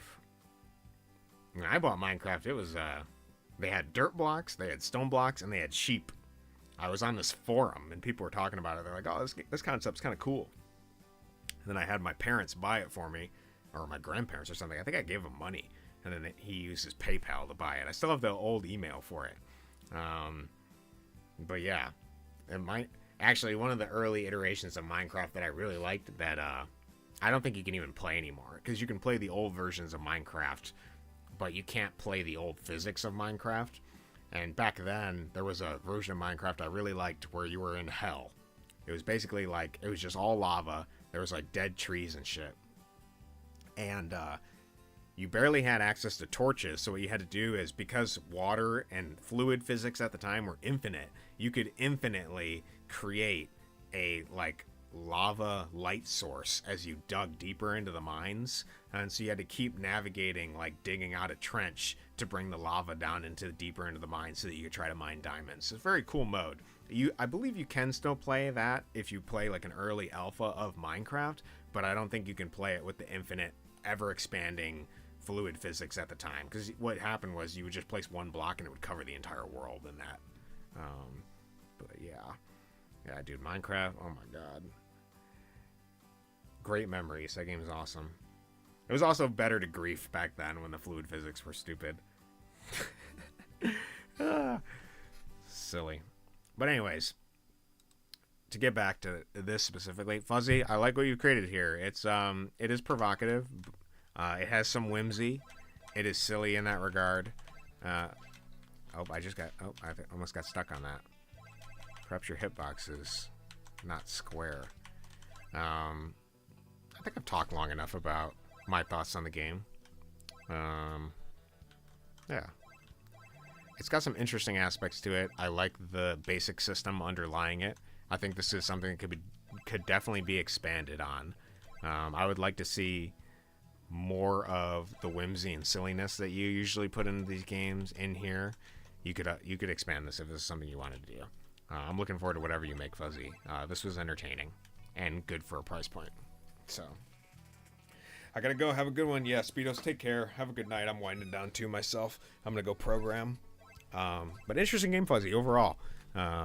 We actually got to talk a lot about art and some of the aspects of like what makes a game, so I am thankful that we could explore that while playing something as absurd as this concept you've brought to us here.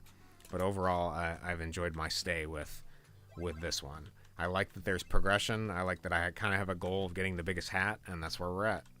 So, great game. Very interesting. Very interesting. Oh, we can delete the save, too. That's good that he has that function in there. That is actually good, because I was wondering if you could do a different run, you know.